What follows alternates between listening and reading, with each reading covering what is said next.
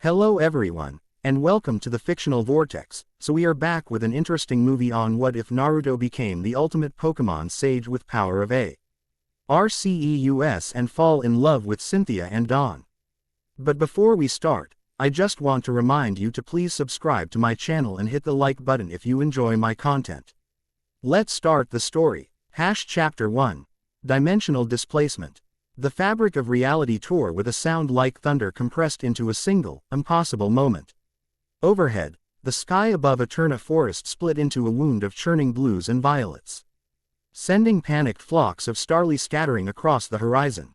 From within this dimensional rift, a figure wreathed in golden light plummeted toward the earth, trailing streamers of energy that dissipated like mist in his wake. Naruto Uzumaki fell through empty air, consciousness flickering in and out like a faulty light. One moment he had been facing Madara on the battlefield, chakra cloak blazing around him as he prepared a final, desperate attack. The next, this incomprehensible tearing sensation, as if the universe itself had grabbed him by the spine and yanked. Wind whipped past his face as the ground rushed up to meet him.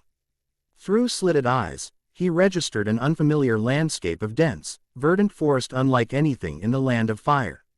With the last remnants of his chakra, he managed to form a single shadow clone that grabbed him midair, pivoting to absorb the worst of the impact before dispersing in a puff of smoke. Even with this precaution, Naruto crashed through 3 massive tree branches before slamming into the forest floor with enough force to leave a shallow crater. Pain exploded through his body, and darkness claimed him. When consciousness returned, it arrived in fragments. First came the scent. Rich loam and unfamiliar flowers, nothing like the battlefield he'd left behind. Then sound filtered in, strange calls of creatures he couldn't identify. The rustling of leaves in a gentle breeze. Finally, he forced his eyes open, blinking against the dappled sunlight filtering through a canopy so thick it might have been twilight. What the hell happened? He groaned, pushing himself to a sitting position. His body protested with sharp pain, but nothing felt broken, a testament to his Uzumaki vitality and the Nine-Tails' regenerative influence. Instinctively, he reached inward to the familiar presence of Kurama. Silence. Kurama. Alarm shot through him. The fox had been with him constantly since they'd formed their partnership. Now, where that powerful presence should have been, Naruto felt only emptiness, not the hollow absence from when the Nine-Tails had been extracted, but something different. As if Kurama were still there, but behind a wall Naruto couldn't perceive. He staggered to his feet, assessing his surroundings. The crater his impact had created extended nearly 15 feet in diameter, with uprooted vegetation and scattered soil attesting to the violence of his arrival. Trees unlike any he recognized towered overhead, their ancient trunks wider than he could wrap his arms around. Stranger still, were the creatures watching him from the forest's edge. At first glance, Naruto mistook them for summons. A brown raccoon-like creature with zigzag markings stood alongside what appeared to be an oversized purple butterfly and something resembling a walking mushroom. But these were no summons he recognized, and they observed him with unnerving intelligence. "Hey there," he called tentatively. "Anyone know where we are?" The creatures exchanged glances but made no attempt to speak. Naruto frowned, reaching for his weapons pouch.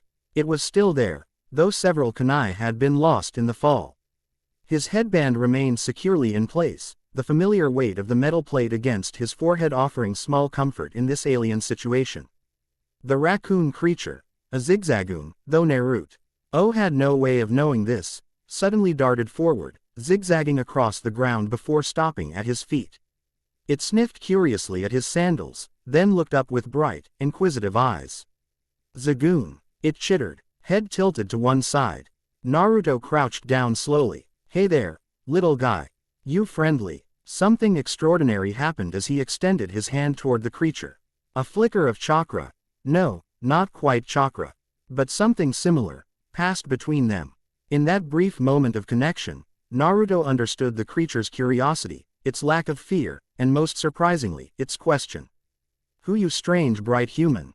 The sensation vanished as quickly as it had appeared, leaving Naruto blinking in confusion. "Did you just talk to me?" The zigzagoon chittered again, circling him excitedly. The butterfly creature, a dustox, fluttered closer, and again Naruto felt that strange connection. Sky broke, you fell, bright light power. Asterisk. This is seriously weird, Naruto muttered, standing up. His body had already begun healing, the minor cuts and bruises fading under his natural regenerative abilities. Even without Kurama's direct influence, his Uzumaki lineage ensured remarkable recovery. A rustle from the underbrush caught his attention. The strange creatures scattered as a human figure emerged from between two ancient trees.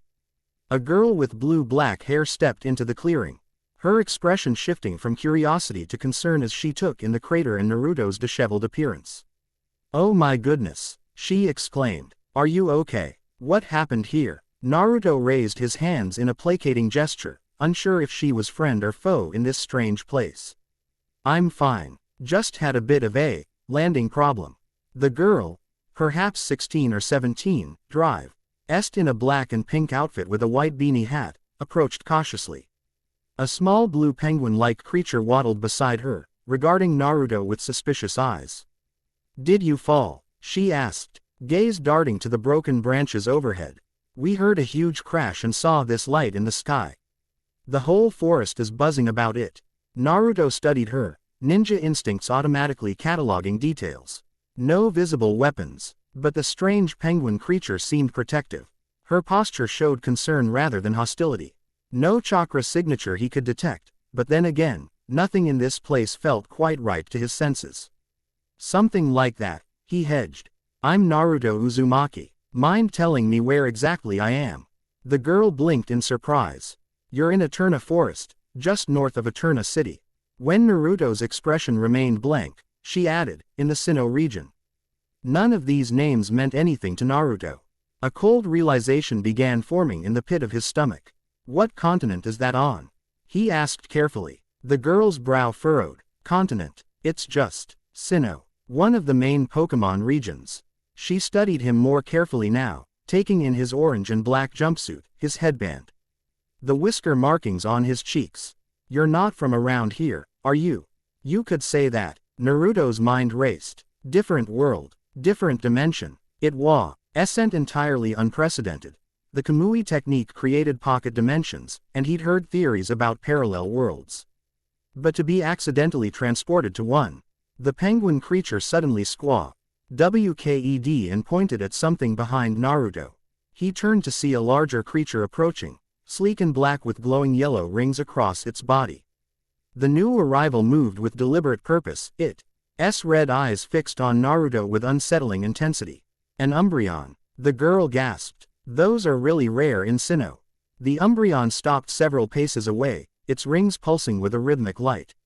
When it locked eyes with Naruto, the strange connection flared again, stronger this time. "You not belong here yet you do. Old stories speak, Golden Warrior." Asterisk. The message came through with crystal clarity, causing Naruto to stagger back a step. "You can actually talk." The girl looked between Naruto and the Umbreon in confusion. All Pokémon make sounds, but they don't actually talk unless they're psychic types using telepathy. And Umbreon isn't a psychic type. Pokémon. Is that what these creatures are called? Her confusion deepened. "You don't know what Pokémon are. How is that possible? They're everywhere in the world." Naruto ran a hand through his spiky blonde hair, grimacing as twigs and leaves came away in his fingers. "Look, this is going to sound crazy, but I think I'm from somewhere else. Very else. I was in the middle of a battle, there was this weird tear in the sky, and next thing I know, I'm falling through the air and waking up here." Instead of dismissing him, the girl's eyes widened with interest. "Another world. Professor Rowan has theories about parallel dimensions where different Pokémon might exist. There are even legends about ultra wormholes leading to places with ultra beasts." She extended her hand with a smile that lit up her entire face. "I'm Dawn, by the way. And this is my partner, Piplup." The penguin puffed up its chest importantly. Piplup." Naruto accepted her hand, surprised by the firmness of her grip. "Nice to meet you, Dawn." And Piplup. As their hands touched, something unexpected happened. A spark of blue RGY, visible to both of them, leapt between their fingers. Dawn gasped and pulled back, staring at her hand. "What was that?" Naruto frowned. looking at his own palm where the energy had manifested. Quote, I think it was my chakra reacting to something in you. Chakra, it's like energy that flows through all living things where I'm from. Ninja like me can control it, shape it into techniques. Dawn's eyes widened further. You're a ninja, like a real ninja with throwing stars and everything. Despite the gravity of his situation, Naruto couldn't help but grin at her enthusiasm. Something like that, yeah. Though we call them shuriken, not throwing stars. The Umbreon approached again, this time moving to Dawn's side and nudging her leg gently. The girl looked down in surprise. This isn't my Pokémon, she explained. Wild Umbreon are incredibly rare, especially ones that approach humans. Naruto studied the creature. I think it's here because of me. It said something about Golden Warrior and old stories. It spoke to you. Dawn knelt down to the Umbreon's level, meeting its ruby gaze. Is that true? You can communicate with him. The Umbreon's rings pulsed once, and it nodded its sleek head. That's incredible, Dawn exclaimed. Some trainers spend their whole lives developing bonds with their Pokémon and never achieve direct communication. You just got here and you're already connecting with them. Naruto's stomach chose that moment to rumble loudly, reminding him that interdimensional travel apparently worked up an appetite. Dawn giggled at the sound. You must be hungry. My campsite isn't far from here. I can offer you some food while we figure this out. The offer of food immediately improved Naruto's outlook on this strange situation. Lead the way, and maybe you can explain more about these Pokémon while we walk. Dawn nodded, setting off through the forest with confident steps. Of course, though it's hard to know where to start when someone doesn't know anything about Pokémon. They're creatures with amazing powers that live alongside humans. Some people keep them as pets, others partner with them for competitions or work, and trainers like me travel with them, helping them grow stronger through battles. Battles. Naruto perked up at the familiar concept. So they're like combat partners. Kind of, yes, but Pokémon battles have rules and aren't usually dangerous. It's more like a sport, with trainers commanding their Pokémon to use different moves. She glanced at him curiously. What kind of battles were you fighting before you came here? You mentioned being in the middle of one. Naruto's expression darkened. A war. The Fourth Great Ninja War. My friends were fighting for their lives against an enemy who wanted to trap the entire world in an eternal illusion. Dawn stopped walking, turning to face him with wide eyes. That sounds terrible. Were you winning? I don't know. The weight of this realization hit Naruto fully for the first time. I was facing one of the main enemies when I got pulled away. My friends could be dying while I'm stuck here. The Umbreon, which had been following them, made a soft noise and pressed against Naruto's leg. The strange connection flared again. Time flows differently between worlds. What seems long here may be instant there. Asterisk. Naruto glanced down in surprise. You think time might be different between our worlds? The Pokémon's rings pulsed in what seemed like affirmation. Dawn led them through a particularly dense section of underbrush, emerging into a small clearing where a simple campsite had been established. A tent was pitched beside a carefully constructed fire pit, and several items were organized neatly around the site. The professionalism of the setup impressed Naruto, clearly. Dawn was experienced at wilderness travel.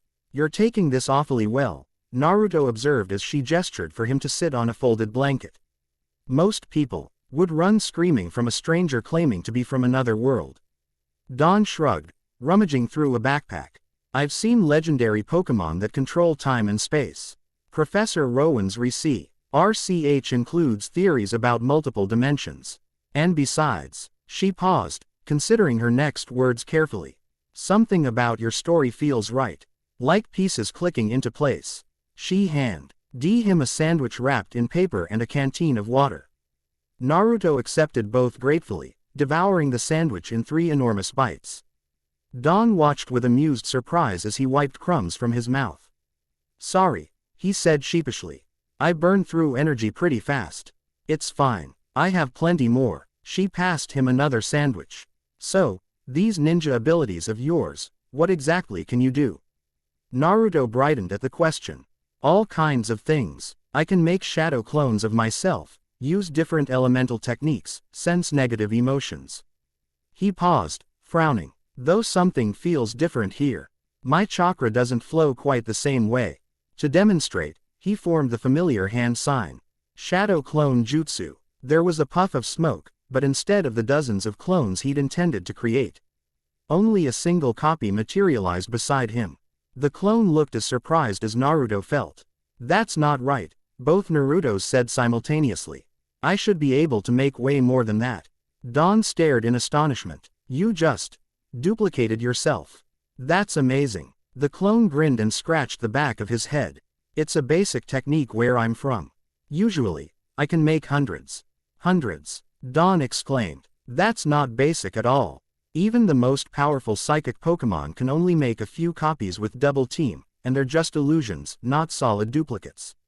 The original Naruto experimentally poked his clone, confirming its solidity. Yeah, these are real copies. They can think independently, fight, gather information. When they disperse, all their experiences come back to me. While they were talking, several more Pokémon had gathered at the edges of the clearing, drawn by curiosity about the newcomer. Naruto noticed a deer-like sea reacher with a flower-spotted coat watching them intently. Dawn followed his gaze. That's a deerling. They're not even native to Sinnoh. Pokémon from all over seem to be gathering around you. The sea. Lone Naruto approached the deerling cautiously, hand extended. The Pokémon sniffed his fingers, then pressed its muzzle against his palm. The clone's eyes widened. Hey, boss, I can hear this one too. It's asking about your nature energy. Single quote, nature energy. Dawn questioned. It's part of Sage Mode, Naruto explained. A technique where I can draw in natural energy to enhance my abilities. But how would it know about that? The Umbreon, which had settled beside Dawn, rose and padded to the center of the clearing. Its rings began glowing more intensely, and the gathered Pokémon formed a rough circle around it. An unusual silence fell over the forest. Listen, warrior from beyond. The connection with Umbreon strengthened, clear enough that Naruto suspected Dawn might be picking up fragments of it too. Your coming was foretold. The balance between worlds thins. Foretold. Naruto's clone asked, rejoining the original. You mean someone knew I was coming? Ancient ones knew. Spoke of Golden Warrior with beast inside. One who speaks with all Pokémon. Dawn leaned forward, eyes wide. Naruto, I think it's saying you're part of some kind of prophecy. Naruto groaned. Not again. I've had enough prophecy business to last a lifetime. The Umbreon continued, unperturbed. You must seek the Knowledge Keeper. The one who studies dimensions. Professor Rowan. Dawn exclaimed. He's been researching dimensional anomalies for years. If anyone can help understand what's happening, it's him. She turned to Naruto. His laboratory is in Sanjum Town, about 3 days' journey from here. Naruto considered this information. And you think this professor might know how to send me back? It's possible. At the very least, he'll want to document your arrival and abilities. This could be the breakthrough he's been looking for in his research. The clone Naruto suddenly stiffened, head tilted as if listening to something distant. Boss, do you feel that? The original Naruto nodded, rising to his feet. Something's coming. Something with a lot of negative emotion. Dawn looked between them in confusion. What do you mean? I don't hear anything. The gathered Pokémon had sensed it too. Growing restless and alert, the Umbreon's rings pulsed faster, and it turned to face the northern edge of the clearing. Piplup moved protectively in front of Dawn, its small flippers raised in readiness. I can sense negative emotions like hatred and killing intent, Naruto explained, scanning the forest. It's one of the abilities I got from partnering with the Nine Tails. Nine Tails, a story for another time. Right now, we've got company. As if summoned by his words, 3 figures emerged from the trees. They wore identical gray and black uniforms with HA stylized, G, emblazoned on their chests. Each carried what appeared to be scanning devices, which they pointed toward Naruto and the clearing. Signal confirmed, the lead figure announced, Awam. And with teal hair styled in an unusual formation. Dimensional anomaly detected, along with significant energy readings. Team Galactic. Dawn gasped, immediately on guard. What are you doing here? The woman smiled coldly. Our business doesn't concern you, girl. We're here for the source of the energy signature our sensors detected. Her gaze fixed on Naruto. I'm Commander Mars of Team Galactic. And you're coming with us for study. Naruto's clone disappeared with a puff of smoke, transferring its knowledge back to the original. He stepped forward, placing himself between Dawn and the newcomers. I don't think so, he said calmly. I'm not a fan of people who reek of bad intentions. Mars laughed, the sound devoid of humor. Your preferences are irrelevant. We detected your arrival from halfway across Sinnoh. Whatever you are, you're not from this world, and that makes you valuable to our research. She unclipped a red and white sphere from her belt, expanding it with a press of a button. Puruli, stand by for battle. The sphere opened with a flash of light, materializing into a large, bulky gray cat with a coiled tail. The creature hissed menacingly, its eyes fixed on Naruto. The two galactic grunts behind Mars followed suit, releasing their own Pokémon, a bat-like creature with no eyes and a floating purple ball emitting noxious gases. Dawn stepped up beside Naruto. They're using Pokémon to attack us. We need to battle back. She looked at her Piplup. Ready, partner. Piplup. The penguin Pokémon stepped forward confidently. Naruto assessed the situation quickly. So these battles, they're like formal combat, with rules. Typically, yes, but Team Galactic doesn't always play fair, Dawn warned. They're a criminal organization that's been causing trouble all over Sinnoh. Got it. Naruto grinned, cracking his knuckles. So I'm allowed to beat them up. Mars snorted. Big talk from someone who doesn't even have Pokémon. Puruli, use Fury swipes on that boy. The massive cat lunged forward with surprising speed, claws extended toward Naruto's face. To everyone's shock, except perhaps Naruto's, he simply caught the Puruli's paw mid-swipe, halting its momentum completely. You know, Naruto said conversationally, still holding the struggling Pokémon, where I come from, we don't usually send animals to fight our battles for us. With gentle but firm pressure, he redirected the Puruli's momentum, sending it tumbling back toward Mars. The galactic commander's eyes widened in disbelief. What the? No human can match a Pokémon's power directly. Naruto shrugged. I'm not exactly a regular human. Shadow Clone Jutsu. This time, his chakra responded more predictably, creating 5 solid clones that spread out to surround the galactic members. The Team Galactic grunts backed up in alarm. Commander Mars, what is this? One stammered. Some new kind of Pokémon technique. Impossible, Mars hissed. Pokémon moves don't work like this. Dawn seized the opportunity, issuing commands to her partner. Piplup, bubble beam on Zubat. The penguin inhaled deeply before releasing a stream of energized bubbles that struck the bat Pokémon dead center, sending it spiraling through the air. The Umbreon, without prompting, launched a pulse of dark energy at the floating purple ball, causing it to wobble erratically. You're outmatched, Naruto stated flatly. Take your Team Galactic and leave. I'm not going anywhere with you. Mars' expression twisted with rage. Puruli, Hyper Beam, full power. The cat Pokémon opened its mouth, gathering a sphere of devastating energy. Naruto sensed the danger immediately. Whatever this attack was, it contained power comparable to a high-level jutsu. He reached for his own chakra, preparing to counter, when a blur of motion caught his attention. The Umbreon had leapt in front of him, its body glowing with protective energy as it prepared to shield him. In that moment, Samet, Hing clicked in Naruto's mind, a resonance between his chakra and whatever energy these creatures used. Acting on instinct, he placed his hand on the Umbreon's back, channeling chakra through the connection they'd established. The Pokémon's protective barrier expanded dramatically, taking on a golden hue reminiscent of Naruto's Ninetales chakra mode. Puruli's Hyper Beam struck the enhanced bar wire and reflected back at twice its original power, striking not just Puruli but all 3 Team Galactic Pokémon simultaneously. The explosion rocked the clearing, sending up a cloud of dust and debris. When visibility returned, the Team Galactic Pokémon lay unconscious on the ground. Mars stared in disbelief at Naruto and the Umbreon, still surrounded by fading wisps of golden energy. This isn't over, she snarled, recalling her Puruli. Team Galactic has plans bigger than you can imagine, and your energy signature just became our top priority. She threw something to the ground that exploded in a blinding flash. When Naruto's vision cleared, The galactic members had vanished, though their footprints leading deeper into the forest remained clearly visible. We should go after them, Naruto started. But Dawn placed a restraining hand on his arm. They're retreating for now, and that's what matters. But this is bad. If Team Galactic is interested in you, they won't stop coming. The Umbreon shook itself, seemingly unharmed despite the power that had coursed through it. It approached Naruto, pressing its head against his hand.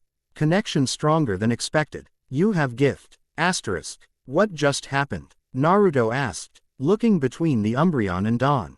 I felt like our energies synchronized somehow. Dawn's expression was thoughtful. It looked like, well, it's hard to describe. It was similar to when a Pokémon uses Protect, but amplified and modified. You somehow enhanced its move with your energy. The remaining Naruto clones dispersed in puffs of smoke, returning their experiences to the original. He processed the information, considering the implications. So my chakra can interact with Pokémon abilities. That could be useful. He glanced at Dawn. You mentioned this Team Galactic before. What exactly are they after? Dawn's expression darkened. No one knows for sure. They've been capturing Pokémon and stealing energy from various locations across Sinnoh. Their leader, Cyrus, makes public speeches about creating a perfect world, but most people think it's just a front for something worse. And now they're after me because of whatever energy signature I'm giving off. Naruto sighed. Great. Less than an hour in a new world and I've already got enemies.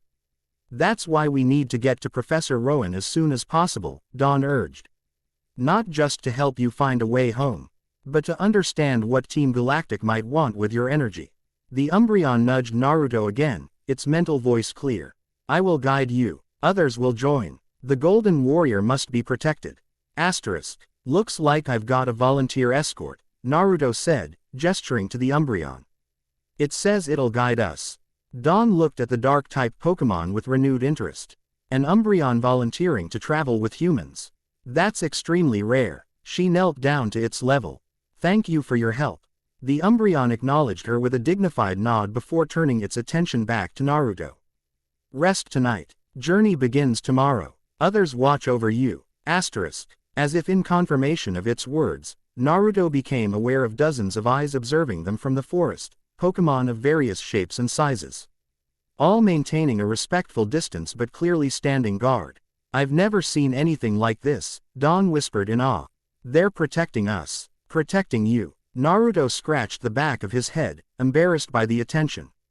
Yeah, well, I tend to make friends pretty easily.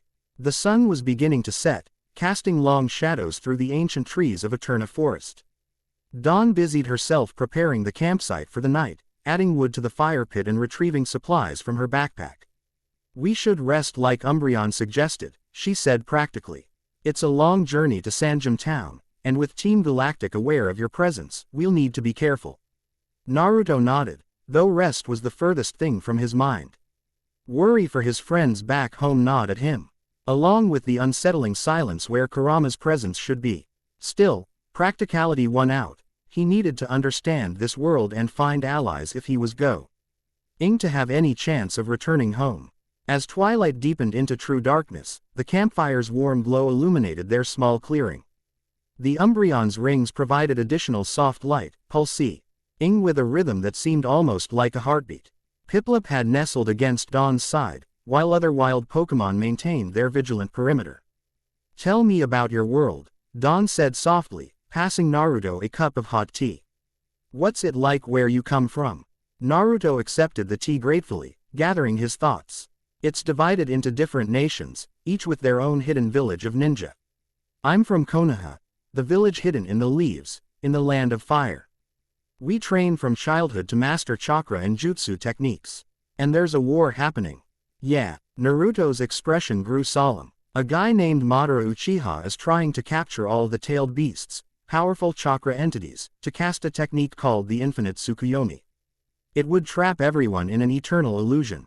Tailed beasts. Is that what you meant by the 9 tails? Naruto nodded. Kurama, that's his name, is sealed inside me. Was. He frowned. I can still feel him, but it's like there's a barrier between us now. Dawn listened intently, fascination evident in her expression. So you're like a host for this powerful entity. That's similar to some legends we have about people who bonded with certain Pokémon. It's complicated, Naruto admitted. Most people who become Jinchuriki, hosts, don't exactly volunteer for it. But Kurama and I reached an understanding. We're partners now. He stared into the fire, watching the dancing flames. At least, we were. I don't know what this dimensional crossing did to our connection. The Umbreon, which had been listening quietly, approached and sat beside Naruto. Nine-tailed fox still with you. Different worlds, different rules. Bond remains but changed. Asterisk. You know about the nine tails? Naruto asked, surprised. Stories passed down. Nine-tailed beings exist in many worlds. Here called Nanetals. Fire fox with ancient wisdom. Asterisk. Dawn's eyes widened. Nanetals is a Pokémon. A fire-type fox with 9 tails, that's said to live for 1,000 years and cast curses on those who mistreat it. That actually sounds a lot like Kurama, Naruto admitted with a small smile. Except for the fire part. And he definitely would curse people if he could. For the first time since arriving in this strange world, Naruto felt a spark of hope. If there were parallels between his world and this one, if creatures like the tail Ed beasts existed here in different forms, perhaps finding a way home wasn't impossible after all. As they continued talking, Dawn shared stories of her own journey as a Pokémon trainer, her dream of becoming a top coordinator, and the friends she'd made along the way. Naruto found himself drawn to her enthusiasm and determination, qualities he recognized and respected. The night deepened around them, stars emerging in a pattern unfamiliar to Naruto's eyes. Eventually, Dawn's voice grew drowsy, and she retired to her tent with Piplup. She'd offered to share the small shelter, but Naruto declined, preferring to keep watch. I don't need much sleep, he explained. And after that Team Galactic encounter, I'd rather stay alert. Left alone with his thoughts and the watchful Umbreon, Naruto tried once more to reach Kurama. He closed his eyes, focusing inward on the mental space they usually shared. The familiar sewer-like mindscape materialized around him, but something was different. Here the massive gate that contained Kurama should have been. There was instead a wall of shimmering energy, like looking at reality through heat distortion. Kurama, he called. Can you hear me? A rumbling vibration passed through the barrier, not quite a voice but recognizably the nine tails attempting to respond. The sensation brought both relief and frustration. Kurama was still there, but unreachable. Naruto opened his eyes, returning to the physical world with a sigh. The Umbreon regarded him knowingly. Nine tails exists between worlds now. Neither here nor there. Bond stretched thin. Asterisk. Is there a way to fix it? Naruto asked. Perhaps. Knowledge Keeper may know. Or the one who walks with dragons. Asterisk. Before Naruto could ask what that meant, a new presence entered the clearing, a tall figure moving with silent grace. The Umbreon's ears perked up, but it showed no alarm, suggesting the newcomer wasn't a threat. I thought I might find you here, a woman's voice said softly. Naruto sprang to his feet, instinctively reaching for a kunai. The figure stepped into the firelight, revealing a striking woman perhaps in her early 20s. Long blonde hair fell past her shoulders, partially obscuring one eye. She wore a black coat over what appeared to be formal attire, and her expression was one of calm assessment rather than hostility. Who are you? Naruto demanded, not lowering his guard. My name is Cynthia, she replied, her voice carrying natural authority. I'm the champion of the Sinnoh region, and I've been investigating the dimensional disturbance that brought you here. The Umbreon approached her with clear recognition, touching its nose to her hand in greeting. Alpha female has come. She knows ancient things. Asterisk. Champion. Naruto repeated, relaxing slightly but remaining alert. What does that mean? It means I'm the strongest Pokémon trainer in the region, Cynthia explained without a trace of boasting, simply stating fact. And something of a scholar, specializing in Sinnoh myths and legends. Her gray eyes studied Naruto with piercing intelligence, including those that mention a golden warrior from beyond our world. Dawn emerged from her tent, rubbing sleep from her eyes. Cynthia, is that you? The champion smiled warmly at the younger trainer. Hello, Dawn. I see you've already met our dimensional visitor. You know about Naruto? Dawn asked, fully awake now. How? Cynthia gestured to the sky. The disturbance was visible across half of Sinnoh. My Garchomp sensed it immediately, a tear between worlds. I've been tracking the energy signature since it appeared. She turned back to Naruto. Though I must admit, I expected something different. Sorry to disappoint, Naruto replied dryly. To his surprise, Cynthia laughed, a genuine, warm sound. On the contrary, the ancient carvings depict a warrior wreathed in golden light with the power to communicate with all Pokémon. The locals reported exactly that, along with multiple shadow copies and extraordinary physical abilities. She tilted her head slightly. Not to mention Team Galactic's sudden interest in this area. You know about that too?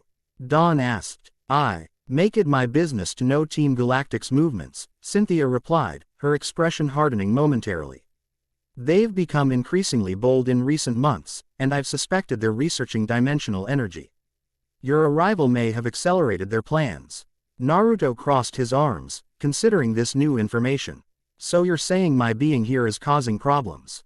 I'm saying our arrival may have significant consequences, both positive and negative, Cynthia corrected. The legends suggest the Golden Warrior appears in times of great change, when the boundaries between worlds grow thin. She reached into her coat and withdrew what appeared to be an ancient stone tablet, small enough to fit in her palm. Carved into its surface was a crude but recognizable figure surrounded by a flame-like aura. With smaller figures, clearly Pokémon, arrayed in a circle around it. This was discovered in the Solician ruins last year, she explained. The text speaks of a warrior with Sun inside him who commands the loyalty of all Pokémon. When the warrior appears, it heralds a time when the Alpha shall choose a new guardian of realms. The Alpha? Naruto questioned. Arceus, Dawn whispered. The creator Pokémon. They say it shaped our entire universe. Naruto stared at the carving, an uneasy feeling settling in his stomach. I'm not interested in being part of another prophecy. I just want to get home to my friends. Cynthia studied him thoughtfully. Those two goals may not be mutually exclusive. If the boundaries between worlds are thinning, understanding old be key to sending you back, and preventing potentially catastrophic consequences for both our realities. The Umbreon nudged Naruto's leg insistently. Listen to Alpha Female. She walks between worlds in dreams. Knows ancient paths. Umbreon seems to trust you, Naruto observed. I've spent years studying the connection between humans and Pokémon, Cynthia replied. Particularly those with unusual abilities. The fact that you can understand Umbreon directly, without years of bonding, is unprecedented. Dawn yawned despite her obvious interest in the conversation. Cynthia noticed immediately. We should all rest. I propose we travel together to Sanjam Town. Professor Rowan's expertise will be valuable, and my presence may discourage Team Galactic from making another attempt. The logic was sound, and something about Cynthia's calm confidence inspired trust. Naruto nodded in agreement. All right, we leave in the morning. Cynthia smiled, releasing a Pokémon of her own, a massive black and blue dragon with a dorsal fin and powerful limbs. Garchomp will keep watch with Umbreon. No one will approach undetected. As Dawn returned to her tent and Cynthia prepared her own camping gear with practiced efficiency, Naruto found himself staring at the stone tablet she'd shown them. The crude figure surrounded by what looked like flames struck an uncomfortably familiar chord. Prophecy had shaped his life from before his birth, the child of prophecy who would either save or destroy the world. Now, in an entirely different reality, he found himself caught in yet another ancient prediction. The Umbreon settled beside him, its rings glowing softly in the darkness. Do not fear destiny. You shape it, not follow it. Naruto smiled faintly at the Pokémon's wisdom. You sound like some of my teachers. All worlds share wisdom. Different forms, same truths. As the night deepened and the campfire burned down to embers, Naruto gazed up at the unfamiliar stars. Somewhere beyond that vast expanse lay his home, his friends, his responsibilities. Yet something about this world called to him on a level he couldn't quite articulate, a resonance that felt both alien and strangely familiar. Whatever prophecy or destiny awaited him here, Naruto Uzumaki would face it as he had faced every challenge in his life, with determination, courage, and the unshakable belief that bonds forged in adversity could overcome any obstacle, even those that spanned dimensions. Chapter 1 End. Chapter 2. New World, New Rules. Morning broke over Eterna Forest in ribbons of gold and amber, filtering through ancient canopy layers to dapple the forest floor in shifting patterns. Naruto sat cross-legged at the edge of the clearing, eyes closed in meditation. He'd spent the pre-dawn hours attempting to stabilize his chakra, which continued to behave unpredictably in this world. Sometimes it flowed normally, allowing him to perform familiar techniques, other times it scattered like water on hot stone, refusing to coalesce into usable form. The Umbreon remained beside him, its rings pulsing in perfect synchronization with Naruto's breathing. Through their strange connection, it offered wordless guidance, helping him attune to the energy patterns of this new reality. Your concentration is impressive, Cynthia's voice came from behind him, measured and thoughtful. Most people now couldn't remain so still for 3 hours straight.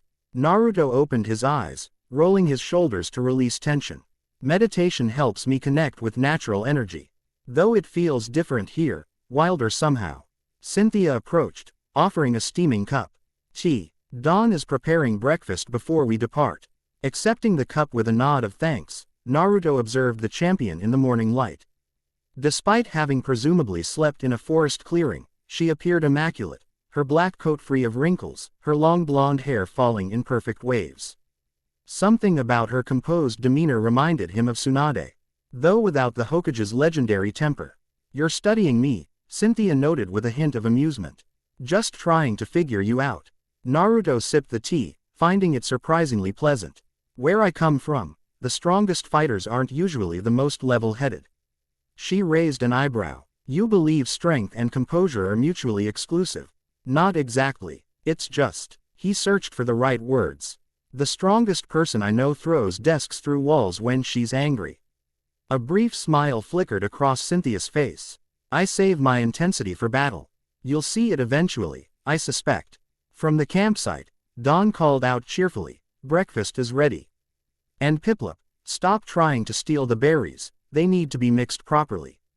Piplup, came the indignant reply. Naruto rose, stretching muscles that had stiffened during meditation.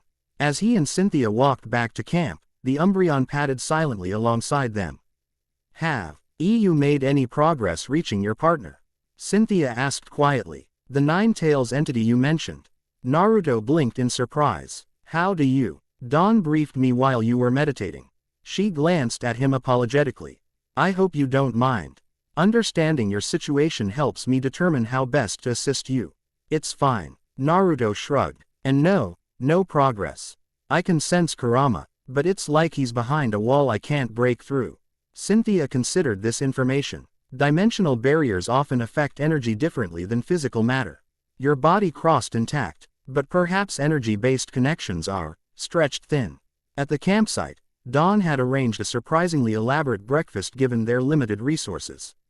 Berries had been mashed into a porridge-like consistency, supplemented with dried meat and what appeared to be bread from Cynthia's supplies. I hope you're hungry. Dawn beamed, her earlier sleepiness completely gone. She wore the same outfit as yesterday, though she'd added a scarf against the morning chill. I made extra for you, Naruto. You seem like you need a lot of food. You have no idea. Naruto grinned, accepting the generously filled bowl she offered. Where I'm from, I hold the record at the local ramen shop. Ramen. Dawn tilted her head curiously. Is that like the noodle soup they serve in Celestic Town? Similar, but 1,000 times better. Naruto's eyes lit up with genuine passion. Especially Ichiraku's. Old man Tyuki makes the best miso chashu ramen in the world. As they ate, Cynthia spread a map on a flat rock, tracing their planned route with her finger. We're here, in the northern part of Eterna Forest. The most direct route to Sanjum Town would take us through Eterna City, down Cycling Road, through Orberg, and finally south to Sanjum. Dawn leaned over the map. That's at least 3 days of travel, even if we push hard. And Team Galactic knows we're heading that way, Naruto pointed out between mouthfuls. They'll be watching the main routes. Cynthia nodded. Precisely why we won't be taking the direct path. Instead, we'll head east through the forest until we reach Route 216. Then south toward Celestic Town. Her finger traced the alternate route. From there, we can take a less traveled path to Solacean, and finally approach Sanjum from the east. That's easily 5 days of travel, Dawn observed, looking uncertain. 6, more likely, Cynthia corrected. But we'll be avoiding population centers where Team Galactic has established surveillance. Naruto finished his bowl, setting it aside. Won't your presence attract attention?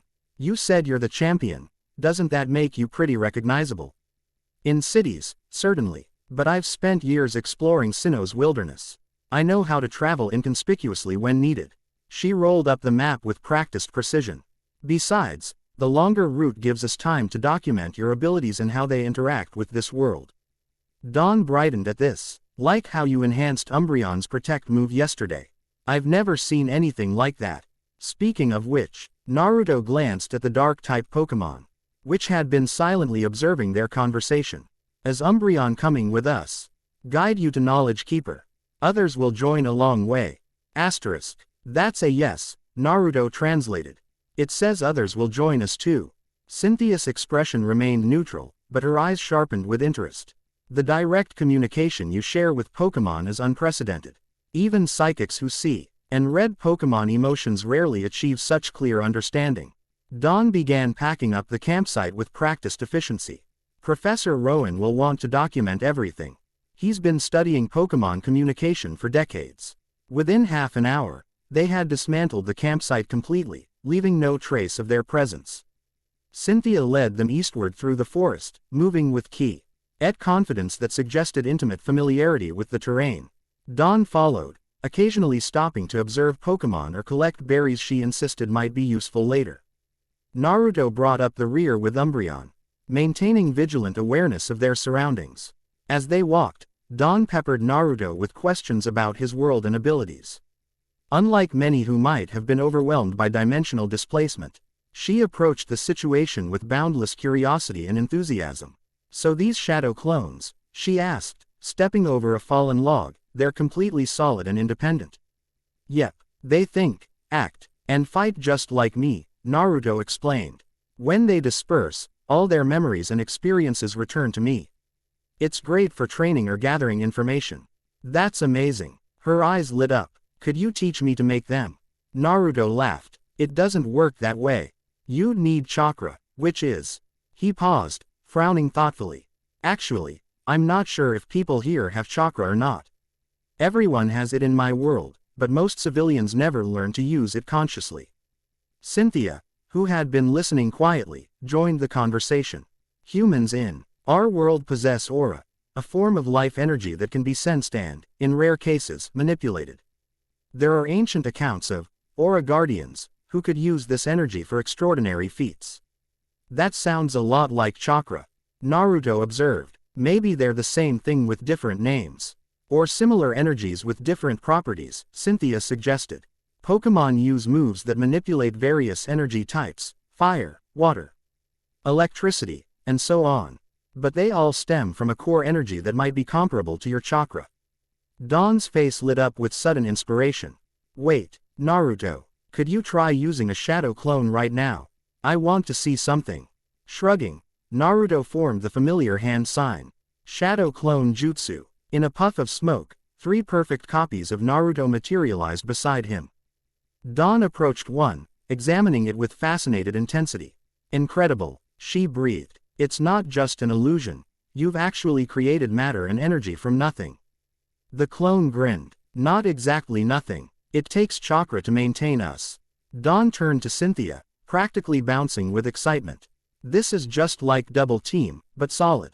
What if Pokémon moves and ninja techniques are just different applications of the same fundamental energy? Cynthia considered this thoughtfully. An intriguing hypothesis. If true, it might explain Naruto's ability to enhance Umbreon's Protect yesterday. The discussion was interrupted by rustling in the undergrowth ahead. Everyone tensed, the clones automatically moving into defensive positions around Dawn. Umbreon's ears perked forward, but it showed no alarm, merely alert interest. From between 2 ancient tree trunks emerged a small, cream-colored Pokémon with leaf-like appendages growing from its head. It approached cautiously, large eyes fixed on Naruto. A Leafeon, Dawn exclaimed softly. They're even rarer than Umbreon. The grass-type Pokémon stopped several paces away, its leafy ears twitching. Naruto felt the now familiar connection forming. Feel your nature energy. Like forest song. Show me. Asterisk. Understanding intuitively, Naruto dismissed his clones and knelt on one knee, extending his hand. It wants to see my nature energy. Quote. Be careful, Cynthia cautioned. Leafeon are peaceful but extremely sensitive to energy fluctuations. Naruto closed his eyes, focusing inward. In his world, gathering nature energy required perfect stillness and concentration. Here, however, the energy seemed to flow more freely, eagerly responding to his call. He felt it entering his body, mixing with his own chakra, but something was different. Instead of the balanced sage chakra he was accustomed to, this energy carried distinctive signatures of the forest around them. When he opened his eyes, both Cynthia and Dawn gasped. Orange pigmentation had formed around his eyes, but with an unexpected variation. Faint green patterns, like delicate leaf veins, extended outward across his temples. Your eyes, Dawn whispered. They've changed color. The Leafeon approached without hesitation now, touching its head to Naruto's extended hand. The connection between them flared brilliantly, visible to all as green energy spiraled around their point of contact. Forest speaks through you. Ancient harmony. I will follow. Asterisk. Naruto blinked, the sage markings fading as he released the natural energy. I think I just got a new teammate. Cynthia observed the interaction with intense focus. Fascinating. Your sage mode appears to have adapted to our world's energy patterns. The coloration matches Leafeon's type affinity. Is that good or bad? Naruto asked, gently stroking the Leafeon's head as it pressed against his leg. Potentially revolutionary, Cynthia replied. If you can attune to different type energies depending on environment and Pokémon presence, you might develop abilities that transcend our understanding of both chakra and Pokémon moves. Dawn had pulled out a small electronic device, pointing it at the Leafeon. According to my Pokédex, Leafeon evolved from Eevee when exposed to a moss rock and have an extraordinary ability to synthesize energy through photosynthesis. She looked up excitedly. What if it sensed your nature energy as something familiar?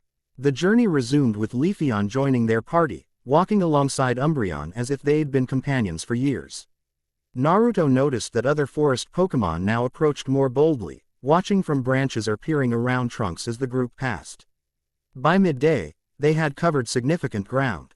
The dense forest gradually thinning as they approached its eastern boundary. Cynthia called a halt in a small clearing beside a crystal-clear stream. We'll rest here briefly, she announced. The terrain becomes more challenging beyond the forest. While Dawn refilled their water containers, Naruto sat beside the stream, watching small fish-like Pokémon dart through the clear water. Cynthia joined him, her expression contemplative. You're adapting remarkably well to this situation, she observed. Most people would be panicking at finding themselves in another world. Naruto dipped his fingers in the cool water, watching ripples spread outward. It's not my first impossible situation. Besides, panicking never helped anyone. True. Still, your resilience is admirable. She studied his profile. You mentioned a war. Were you a soldier? Not exactly. Naruto considered how to explain. I'm a ninja from Konoha, one of the 5 great nations. We train from childhood to serve and protect our village. The war, it wasn't about territory or resources. It was about the future of our world itself. Cynthia nodded, understanding in her eyes. Some battles transcend ordinary conflicts. We've faced similar situations here, threats that could remake reality itself if left unchecked. Like Team Galactic, Naruto guessed. Among others, a shadow passed across her features. Their leader, Cyrus, speaks of creating a perfect world without spirit, without emotion. He sees feelings as the root of all conflict and imperfection. Naruto's expression hardened. Sounds familiar. The guy the first was fighting before I ended up here wanted to trap everyone in an illusion where they'd live out perfect fantasy lives. No pain, no conflict, no freedom. The same fundamental mistake, Cynthia murmured. Assuming perfection means the absence of struggle, rather than the meaning we find through overcoming challenges. Their philosophical discussion was interrupted by Dawn's excited cry, Naruto. Come quick. They turned to see Dawn kneeling beside a small blue Pokémon with a spherical body and a zigzag tail ending in a blue ball. The creature appeared injured, struggling weakly as Dawn applied a spray medicine to its wounds. An Azurill, Cynthia identified, moving swiftly to Dawn's side. What happened? I found it hidden under those ferns, Dawn explained, her gentle hands working with practiced care. It's been injured by something with claws, too precise for a wild Pokémon attack. Naruto knelt beside them, studying the small water type's injuries. 3 parallel slashes marred its side. Partially healed but clearly painful. Humans with machine claws, came the faint impression as Naruto connected with the Azurill. Took my friends. Tested strange energy. Hurt us. Team Galactic. Naruto growled, translating the Azurill's message. It says they're capturing Pokémon for energy experiments. Dawn's expression shifted from concern to anger. That's horrible. We need to help the others. Cynthia placed a restraining hand on Dawn's shoulder. First, we need information. Naruto, can you ask where this happened? Naruto focused on the Azurill, calming reassurance through their connection. Where did this happen? How many friends taken? The Azurill's reply came as a series of impressions rather than words, a rocky outcropping near flowing water. Metal structures that didn't belong, humans in matching clothes.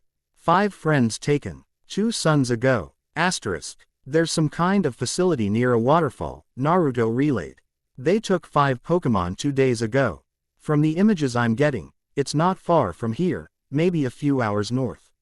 Cynthia's expression darkened. Team Galactic shouldn't have operations in this area. This must be a new installation. Likely in response to the dimensional disturbance. We have to help them. Dawn insisted, cradling the recovering Azurill. And we will, Cynthia assured her. But we need to be strategic. A frontal assault would endanger the captured Pokémon. Naruto grinned. Strategy happens to be one of my specialties. And I have the perfect technique for reconnaissance. He formed the familiar hand sign. Creating 3 shadow clones. You guys know what to do. Find the facility, count enemies, locate the captives, then disperse one at a time to report back. The clones nodded and took off running, quickly disappearing into the forest. Dawn stared after them in amazement. That's brilliant. They can scout ahead without putting anyone at risk. And when they disperse, I'll get all their memories and information. Naruto explained. It's how I gather intelligence on missions. Cynthia observed this exchange with thoughtful interest. Your abilities provide tactical advantages beyond anything in our world. No wonder Team Galactic is interested in studying you. The injured Azurill had begun to recover under Dawn's care, its movements more energetic as the medicine took effect. It looked up at Naruto with newfound trust. Help my friends. Brave golden human. We'll get them back, Naruto promised aloud, gently patting the small Pokémon's head. That's a promise, and I never go back on my word. Dawn beamed at him. That's our ninja, ready to take on the bad guys his first full day in our world. Cynthia's expression remained measured. We'll need a concrete plan once your clones return with information. Team Galactic is dangerous. They have resources, technology, and fanatical dedication to their cause. Sounds like every enemy I've ever faced, Naruto shrugged. Besides, I've got you two and our Pokémon friends. What could go wrong? The words had barely left his mouth when the forest around them suddenly fell silent, the ambient sounds of Pokémon and insects ceasing in an unnatural hush. Umbreon and Leafeon tensed simultaneously, their attention fixing on something to the northeast. Danger coming, Umbreon warned. Metal birds in sky, Cynthia reacted instantly, her composed demeanor shifting to battle-ready alertness. Everyone, into the trees. Now. They barely made it under cover before the distinctive whirring sound of rotors cut through the silence. A sleek aircraft with the Team Galactic emblem painted on its underside passed overhead, flying low enough that the downdraft bent treetops. A helicopter, Dawn whispered, clutching the Azurill protectively. They must be patrolling the area. Or responding to energy readings, Cynthia suggested, watching the aircraft's trajectory. Your shadow clones may have triggered their sensors. The helicopter circled once before continuing northward, its sound gradually fading into the distance. When it had gone, Naruto emerged from cover first, scanning the sky for any sign of return. One of my clones just dispersed, he announced, eyes unfocused as he processed the incoming information. They've found the facility. It's a temporary setup built into a cliff face near a waterfall, just like Azuril showed me. 12 Team Galactic members, specialized energy detection equipment, and 5 captured Pokémon in some kind of containment fields. Cynthia nodded decisively. Then we have our target. But we need to move carefully. That helicopter suggests they're on alert. Dawn secured the Azuril in her arms. It wants to come with us. To help save its friends. It's safer here, Cynthia began. But Naruto interrupted. Actually, it might help us. Azuril can show us the best approach, and its friends will respond better to a familiar face. He looked at the small Pokémon. But only if you stay with Dawn and keep safe, understand? The Azuril bounced its tail in determined agreement. Help friends. Trust Golden Human. Asterisk. Their brief rest cut short by this new development, the group set off again. Now heading northeast toward the coordinates Naruto's clone had discovered. The forest grew denser in this direction, with increasingly rocky terrain suggesting they were approaching foothills. As they traveled, Naruto received information from his second clone, which dispersed after confirming the patrol schedules and entry points of the facility. The final clone maintained surveillance, awaiting instructions. The building is partially embedded in the rock face, Naruto explained as they paused behind a ridge approximately a mile from their target. I have set up energy barriers around the perimeter, but my clone was able to identify a maintenance access point that's minimally guarded. What about the captured Pokémon? Dawn asked anxiously. Central chamber, suspended in some kind of energy fields. They appear unharmed but sedated. There's a lot of equipment. Scanning devices, computers, something that looks like it might be dimensionally oriented. Cynthia's expression grew increasingly troubled. This is more sophisticated than their usual field operations. They must have prioritized this research after detecting your arrival. Then let's shut it down. Naruto said firmly. I've got a plan, but I'll need your help. As he outlined his strategy, even Cynthia seemed impressed by the thoroughness of his tactical assessment. For all his sometimes impulsive personality, Naruto had clearly absorbed years of mission planning and strategy. The shadow clones give us a significant advantage, she acknowledged. But we'll still need to neutralize their technology quickly to prevent them from calling reinforcements. Dawn straightened her beanie hat with determination. Piplup and I can handle the alarm systems. We've done it before, and I'll create enough chaos to keep them busy, Naruto grinned. Just be ready to move fast once we're inside. With roles assigned, they approached the facility under the cover of gathering twilight. The structure came into view gradually, a prefabricated building partially integrated into a natural cliff face, with portable generators humming softly nearby. 2 Team Galactic guards patrolled the perimeter, while energy barriers shimmered faintly around the compound.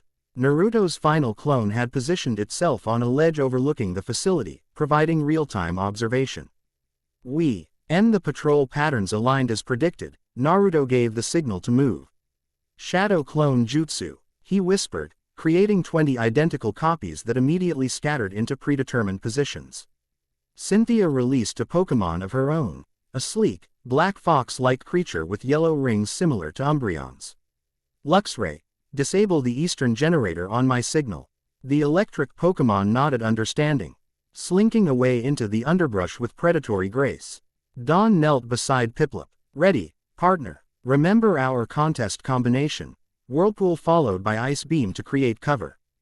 Piplup, the penguin affirmed confidently. From his vantage point, Naruto observed the facility's rhythms for several more minutes.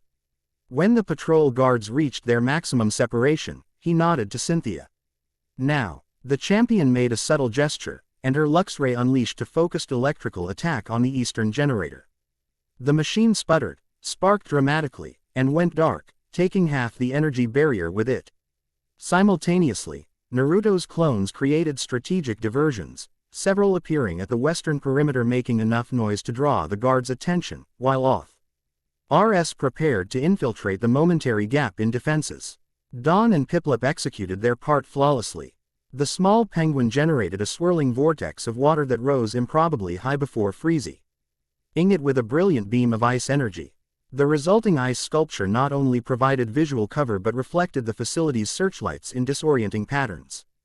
In the confusion, Naruto, Cynthia, and Dawn, along with Umbreon, Leafeon, and the determined Azurill, slipped through the disabled section of barrier and reached the maintenance access point. 10 seconds until the backup generator kicks in, Cynthia warned. Naruto placed his hand on the access panel. Don't need 10. He channeled chakra into the locking mechanism, overloading its circuits with a precise application of energy. The door slid open with a soft hydraulic hiss.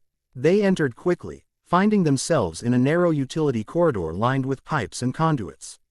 Emergency lighting cast everything in an eerie red glow as alarms began to sound from the opposite side of the facility, where Naruto's clones were creating maximum disruption. This way, Naruto directed, following the mental map provided by his scout clone. The main laboratory is through that door at the end of the corridor. Dawn carried Azurill, whispering reassurances as they moved. We'll find your friends soon. Just stay quiet. The door to the laboratory required another chakra override, but yielded to Naruto's technique. As it slid open, they were met with a scene straight from a science fiction novel, a circular chamber dominated by 5 cylindrical tanks, each containing a suspended Pokémon surrounded by pulsating energy fields. Computer terminals ringed the room, displaying incomprehensible data and energy readings. There, Dawn pointed to the tanks. Azurill's friends. The captured Pokémon included a Buizel, a Pachirisu, Chuchurubi, and a Badoo, all native to the forest area they'd been taken from. Each floated in a state of artificial suspension, monitoring equipment attached to their small bodies. Despicable, Cynthia murmured, moving swiftly to the central control terminal. Help me find the release mechanism. While Cynthia worked on the computer system, Naruto created 2 more clones to stand guard at the door. Dawn set Azurill down near the tanks, where it bounced anxiously, calling to its friends. The system's locked down, Cynthia reported with rare frustration. They've implemented multiple redundancies. Naruto joined her at the terminal. Let me try something. Drawing on the lessons he'd learned from years of mischief-making in Konoha, he channeled chakra directly into the computer system, not to destroy it, but to create a momentary surge that reset security protocols. The screens flickered, went dark, and rebooted with access prompts. Impressive, Cynthia acknowledged, fingers flying across the keyboard. Now I can bypass their encryption. Within moments, the energy fields surrounding the captive Pokémon began to dissipate. The tanks hissed open one by one, allowing Dawn to carefully remove the monitoring devices from each rescued Pokémon. They seem okay, she reported, cradling the still groggy Badoo. Just sedated. Azurill bounced excitedly as its friends were freed, its zigzag tail vibrating with joy. The reunion was short-lived, however, as one of Naruto's clones burst through the door. Company coming, it warned before dispersing in a puff of smoke. The information transfer gave Naruto immediate understanding of their situation. 6 Team Galactic operatives, heavily armed, approaching from the main corridor. We've got maybe 30 seconds. Cynthia's demeanor shifted instantly from scientist to warrior. Dawn, get the Pokémon to safety. Use the maintenance corridor. It should lead to an emergency exit. What about you two? Dawn protested, even as she gathered the rescued Pokémon. We'll create a diversion, Cynthia replied, unclipping a Pokeball from her belt. And recover what data we can about their dimensional research. Naruto nodded agreement. Go, Dawn. We'll catch up. Though clearly reluctant, Dawn recognized the logic of the plan. With Piplup's help, she herded the rescued Pokémon toward the maintenance corridor, Azurill bouncing alongside them. Once they were gone, Cynthia released her Garchomp, the same powerful dragon Naruto had seen the previous night. The creature stood nearly 7 feet tall, with blade-like fins extending from its arms and a streamlined body built for speed and power. Garchomp, be ready, she instructed calmly. We'll need to move quickly. Naruto turned his attention to the computer terminal. Let me see if I can download their research data. Working swiftly, he inserted a data device Cynthia provided, initiating a transfer of files related to dimensional energy. As the progress bar advanced, footsteps echoed in the corridor outside, their pursuers approaching rapidly. The door slid open to reveal 6 Team Galactic operatives led by a tall man with spiky blue hair and a coldly calculating expression. Commander Saturn, Cynthia identified, her voice carrying an edge Naruto hadn't heard before. "Champion Cynthia," the man replied with mocking formality. "Always interfering where you're not wanted. And this must be our dimensional visitor." His gaze shifted to Naruto, assessing and avaricious. "How convenient that you've both delivered yourselves to our laboratory." Naruto stepped away from the computer terminal, the data transfer complete. "Sorry to disappoint, but we're just passing through. After shutting down your little Pokémon kidnapping operation, of course." Saturn's expression hardened. Those Pokémon were necessary test subjects for measuring dimensional energy fluctuations. Something you seem to generate in abundance. He gestured to his subordinates. "Secure them both. Use the specialized containment fields." Cynthia's Garchomp moved with blinding speed, positioning itself protectively before them. "I don't think so," the champion stated flatly. Garchomp, Dragon Rush. The dragon Pokémon launched forward in a blur of blue energy, tearing the Team Galactic operatives like bowling pins. They recovered quickly, releasing their own Pokémon, a collection of Golbat and Krogunk that immediately engaged Garchomp in battle. Shadow Clone Jutsu. Naruto created 10 clones that joined the fray, targeting the galactic operatives rather than their Pokémon. The laboratory erupted into chaos as humans, Pokémon, and shadow clones engaged in a frenzied melee.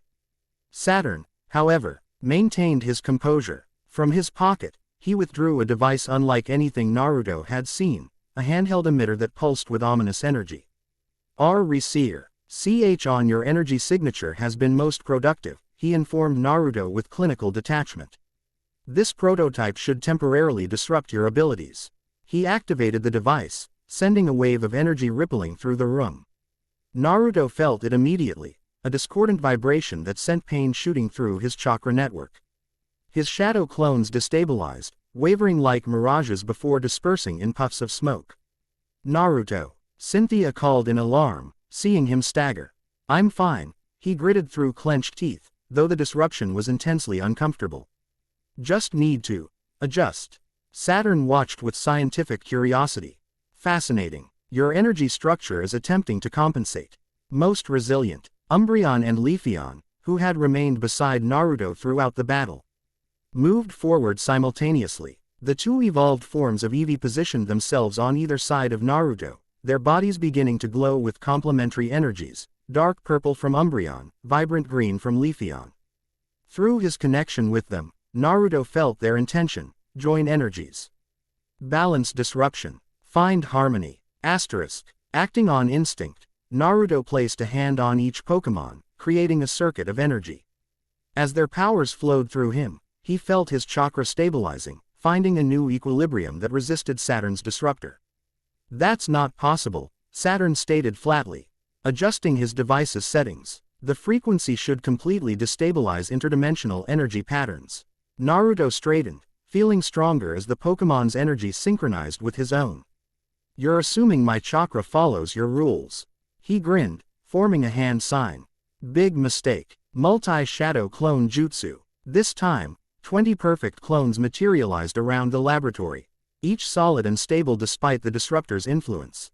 They moved in coordinated attacks against the galactic forces, creating openings for Garchomp's devastating Dragon Claw attacks. Saturn backed toward the door, frustration evident in his expression. "Fascinating but inconvenient. No matter. We've gathered sufficient preliminary data." He pressed a button on his wrist communicator. "Initiate Protocol Omega. 60 seconds to detonation." Emergency lights began flashing as an automated voice announced, "Self-destruct sequence initiated. All personnel evacuate immediately." "Always so dramatic," Cynthia remarked dryly, recalling her Garchomp to its Pokeball. "We need to move, Naruto." The Team Galactic forces were already retreating, Saturn casting one last calculating look at Naruto before disappearing through a side exit. Alarms blared throughout the facility as the countdown continued. "This way," Naruto called, creating additional clones to search for the fastest escape route. One quickly returned, pointing toward a window overlooking the waterfall. "That's our best option. The maintenance corridor's been sealed." They raced toward the window, Umbreon and Leafeon keeping pace. Below, the waterfall thundered into a deep pool some 40 feet down, a daunting but survivable drop for experienced fighters. "Can you swim?" Cynthia asked, already removing her long coat to reduce drag. Better than I could yesterday, Naruto replied with a grin, gesturing to Umbreon. Water's its weakness, but it says it trusts me. Trust Golden Warrior, not fear water with you. Asterisk. With 15 seconds remaining on the self-destruct countdown, they crashed through the window. Naruto cradled both Umbreon and Leafeon against his chest as they fell, while Cynthia executed a perfect dive beside him. They hit the water with tremendous force, plunging deep into the churning pool below. The explosion came moments after they submerged, a series of detonations that sent shock waves through the water and rained debris into the pool. Naruto kicked powerfully upward, breaking the surface with both Pokémon still secured in his arms. Cynthia emerged nearby, her long blonde hair plastered to her face but otherwise appearing unharmed. This way, she called, striking out for the shoreline where Dawn waited anxiously with the rescued Pokémon. They reached land as secondary explosions continued to rock what remained of the facility. Flames engulfed the structure, sending a column of black smoke into the evening sky. "Are you okay?" Dawn rushed forward, helping Cynthia froze the water while Naruto set Umbreon and Leafeon gently on solid ground. "We're fine," Cynthia assured her, wringing water from her hair. "And we obtained valuable data on Team Galactic's dimensional research." Naruto shook himself like a dog, spraying water in all directions. "Sorry about that," he grinned as Dawn squeaked in protest. "But hey, mission accomplished. Pokémon rescued, bad guys defeated, secret lab destroyed. Pretty good for our first day traveling together." Despite her dripping clothes, Dawn laughed. "You're incredible. The way you fought those galactic grunts while Cynthia and Garchomp battled their Pokémon, I've never seen anything like it." The rescued Pokémon gathered around Azurill, who bounced excitedly while apparently relaying their adventure. Naruto could sense their gratitude and relief through his growing connection to Pokémon emotions. Cynthia, ever practical, was already considering next steps. "We need to move quickly. That explosion will draw attention. And Team Galactic will have reinforcements searching the area soon." "What about the data you recovered?" Dawn asked. "We'll examine it once we're safely away from here," Cynthia replied, retrieving her coat which she'd discarded before their watery escape. From an inner pocket, she produced the data device, remarkably intact thanks to waterproof casing. "For now, our priority is distance." They set off immediately, leaving the burning facility behind and heading eastward through increasingly mountainous terrain. The rescued forest Pokémon departed with grateful chirps and calls, escorted by a triumphant Azurill, while Umbreon and Leafeon remained firmly with Naruto. As darkness fell, they made camp in a sheltered ravine several miles from the destroyed laboratory. Dawn used her test skills to camouflage their small fire, while Cynthia set up proximity alerts using her Pokémon. Once basic security was established, Cynthia connected the data device to a specialized tablet computer. "Let's see what Team Galactic has been researching." Naruto and Dawn gathered around as complex diagrams and dense text filled the screen. Much of it meant nothing to Naruto, but Cynthia's expression grew increasingly troubled as she scrolled through the files. "This is concerning," she finally stated. "They've been monitoring dimensional energy fluctuations for months, long before your arrival, Naruto. According to these readings, the barriers between dimensions have been gradually weakening." "What does that mean?" Dawn asked. "It means my arrival might be a symptom, not a cause," Naruto realized. "Something was already affecting dimensional boundaries before I crossed over." Cynthia nodded grimly. "Precisely. And Team Galactic appears to be attempting to accelerate the process." She indicated a schematic showing what appeared to be a massive energy collection device. "This is designed to harvest and amplify dimensional energy, potentially enough to tear open a stable portal to my world." Naruto questioned. "Or others?" Cynthia continued analyzing the data. "The multiverse theory suggests infinite parallel dimensions. Without proper targeting, they could open doorways to anywhere." Dawn hugged Piplup closer. "That sounds incredibly dangerous." "It is." Cynthia's voice was somber. "Uncontrolled dimensional breaches could devastate both worlds, causing catastrophic energy discharges and possibly allowing entities from one reality to invade another." Naruto's thoughts immediately went to the threats his own world faced: Madara Uchiha, the Ten Tails, the Akatsuki. If they gained access to this world, with its different rules and vulnerable population. We need to stop them, he stated flatly. And figure out what's causing the dimensional weakening in the first place. Cynthia scrolled to another file. There's more. They've been studying you specifically, Naruto, or rather, the energy signature you left when arriving. They call it compound and note its unusual properties, particularly its ability to resonate with Pokémon energy. Is that why Pokémon are so drawn to him? Dawn wondered. Partly, perhaps. Cynthia expanded a complex energy diagram. But there's something else here. References to ancient texts that predict the arrival of a boundary walker, who can manipulate the barriers between dimensions. Naruto groaned. And let me guess, they think that's me. The evidence is compelling, Cynthia admitted. Your chakra interacts with our world's energy in unprecedented ways. You communicate directly with Pokémon. You survived interdimensional travel intact. Dawn's eyes widened. The prophecy on your stone tablet. The golden warrior with the sun inside him. Umbreon, which had been resting nearby, approached and touched its nose to the tablet screen. Truth in ancient words. Golden warrior guides or destroys. Choice not fate. Asterisk. Naruto relayed this message, earning a thoughtful nod from Cynthia. Choice, not fate, she repeated. That aligns with my own philosophy. Prophecies don't determine outcomes, they merely illuminate possibilities. As the night deepened around them, they took turns keeping watch. During his shift, Naruto attempted once more to contact Kurama, diving deep into meditation.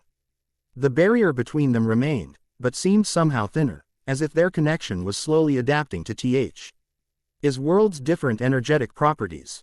When dawn broke, they resumed their journey with renewed purpose.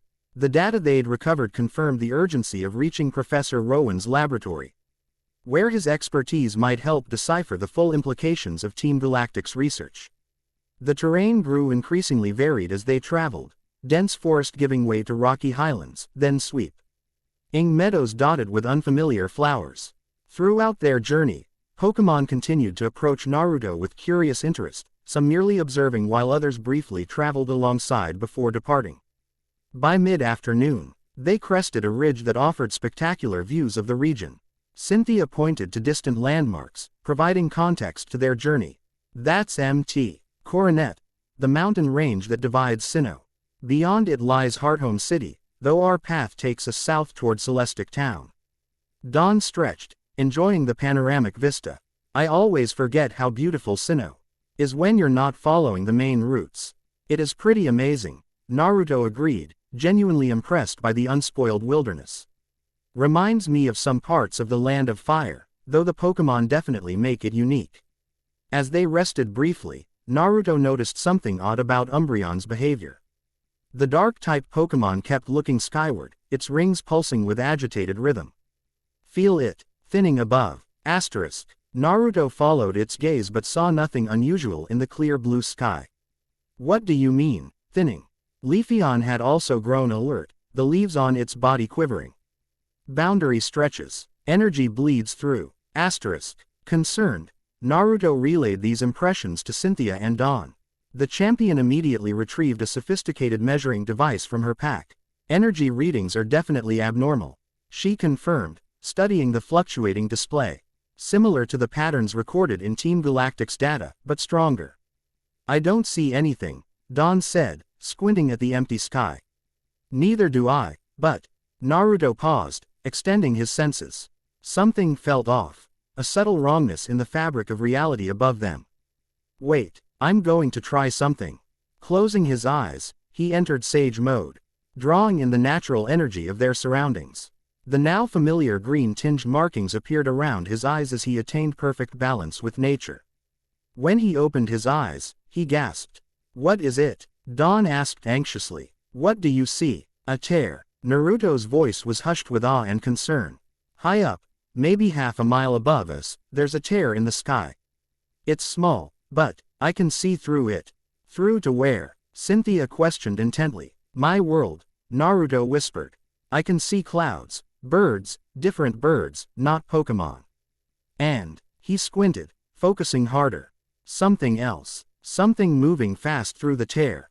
Before he could identify the object, a blindingly bright beam of energy shot through the dimensional tear, striking T. He ground less than 50 yards from their position. The impact created a small crater, sending dirt and rocks flying in all directions. "Get down!" Naruto shouted, tackling both women to the ground as debris showered around them. When they cautiously raised their heads, the dimensional tear had vanished from Naruto's sage perception. But the smoking crater remained very real evidence of what had occurred. "What was that?" Dawn asked shakily as they approached the impact site. "Some kind of energy attack," Cynthia observed, examining the crater with professional detachment. "The residual signature is unlike anything I've encountered." Naruto knelt at the crater's edge, running his fingers through the scorched earth. A terrible suspicion formed in his mind. "This feels like a tailed beast ball. Smaller. But the energy signature is similar." Cynthia looked at him sharply. "From your world, you believe this attack came from your dimension?" "It's possible." Naruto's expression grew grim. "If the dimensional barriers are weakening, energy attacks might be passing through accidentally, or deliberately." Dawn hugged herself, suddenly looking very young and frightened. "You may, and someone could be targeting you across dimensions. Or the attack could be completely unrelated to Naruto," Cynthia pointed out pragmatically. "We know the barriers are thinning in multiple locations. This could be random energy discharge." Either possibility was concerning. If attacks from Naruto's world could penetrate this dimension, both realities were in greater danger than they'd realized. Umbreon approached the crater, sniffing cautiously. "Smells like fox fire. Nine-tailed energy. Kurama." Naruto wondered aloud. Could he be trying to reach me? Perhaps. Or other nine-tailed one. Boundaries blur similar entities. This new information added another layer of complexity to their situation. If entities with similar energy signatures resonated across dimensional boundaries, if Kurama somehow connected to this world's Nanetals, it might explain both the thinning barriers and Naruto's unusual affinity for Pokémon. "We need to reach Professor Rowan more urgently than ever," Cynthia decided. These dimensional incursions appear to be increasing in frequency and intensity. They resumed their journey with greater haste, pushing themselves and traveling well into the evening before making camp in a sheltered valley. Throughout the day, Naruto had sensed several more thin spots, in reality, though none manifested visible tears like the first. That night, as Dawn and Cynthia slept, Naruto sat in meditation with Umbreon and Leafeon flanking him like sentinels. He focused inward, searching once more for his connection to Kurama. This time, something had changed. The barrier in his mindscape appeared less solid, with points of orange light showing through like stars in dark fabric. Naruto pressed his consciousness against it, calling for his partner. "Kurama, can you hear me?" A distorted rumble came through the thinning barrier, not words exactly, but clearly a response. Naruto sensed frustration, concern, and determined effort from the Nine Tails. "I'm trying to get back," Naruto promised. "Just hang on a little longer." The sensation of connection faded as he returned to normal consciousness, but Naruto felt renewed hope. The barrier between them as weakening, perhaps as the dimensional boundaries themselves grew thinner. Morning arrived with unexpected company.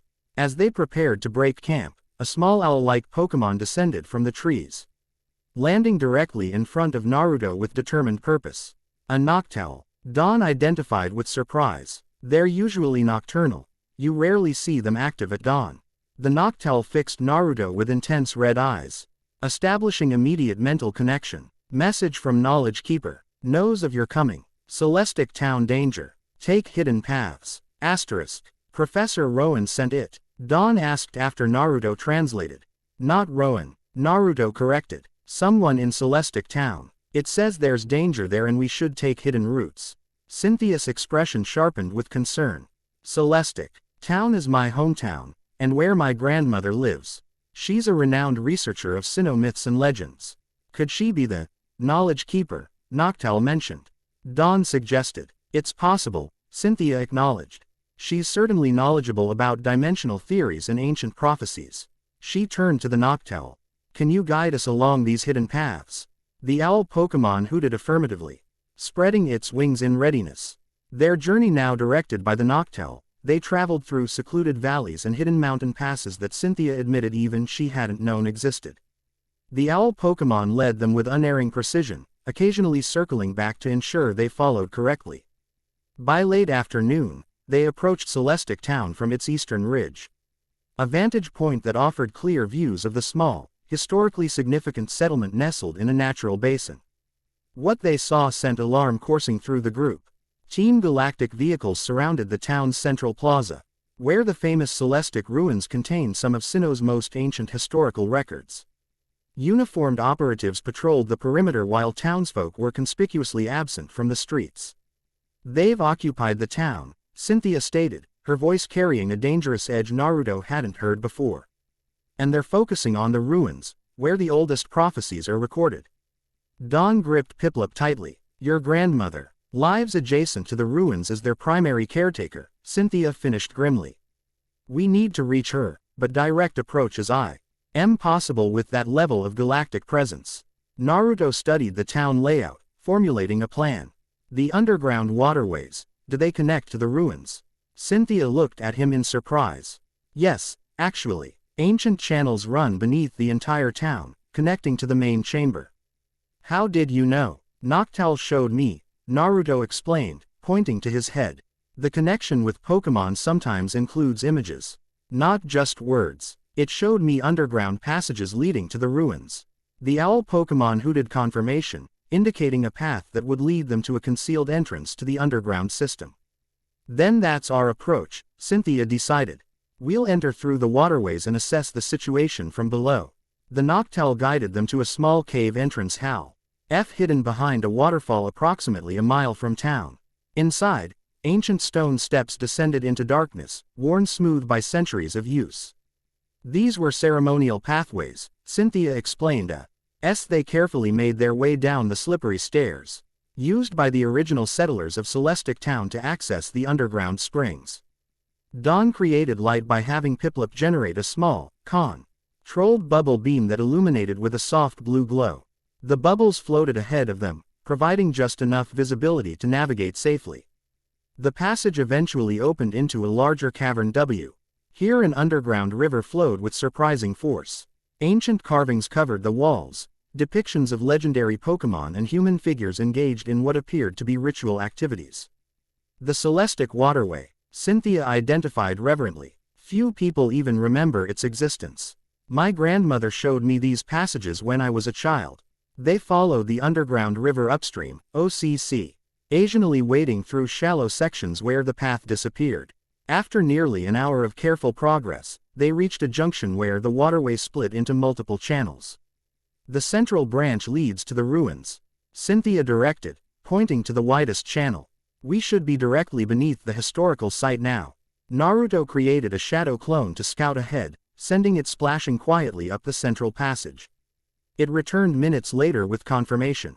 "There's an access point. Looks like a ceremonial well or pool that opens into the ruins' main chamber." I could see light and hear voices above. "Team Galactic has at least 10 operatives in the chamber, using scanning equipment on the wall carvings."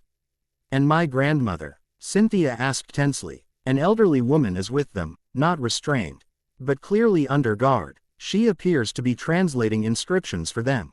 Cynthia's expression hardened into resolve. "Then we move now. Dawn, stay with Piplup and the OT. Her Pokémon is our second line of defense. Naruto and I will make the initial entry and assessment." Dawn clearly wanted to protest but recognized the wisdom of the plan. "Be careful. We'll be ready if you need backup." Naruto and Cynthia proceeded up the central channel, eventually reaching the area his clone had described, a perfectly circular pool of crystalline water, its surface reflecting light from an opening above. Ancient steps led up to what appeared to be the underside of a stone platform in the ruins. "The Celestic Wellspring," Cynthia whispered, "considered sacred by the town's founders. It opens directly into the heart of the ruins." Naruto created another clone to ascend the steps for closer observation. Through its eyes, he observed the situation in detail. Team Galactic operatives methodically scanning wall carvings while an elderly woman with gray hair and remarkably familiar facial features directed their attention to specific sections. "Your grandmother is helping them translate," Naruto reported quietly, "but she's being subtle about it. sending them to less important carvings while standing protectively near one specific wall. Cynthia nodded understanding. The north wall contains the dimensional prophecies. She's trying to protect those records. She unclipped a pokeball from her belt. We need a distraction that will clear most of the operatives' fro. The chamber without risking the ruins are my grandmother. Leave that to me. Naruto grinned, forming his signature hand sign. Shadow clone jutsu. A dozen clones materialized, each perfectly mirroring his confident smile. With silent coordination born of countless missions, they spread out along different passages, preparing to create strategic chaos. Once they've drawn off most of the forces, we'll secure the main chamber and your grandmother, Naruto explained.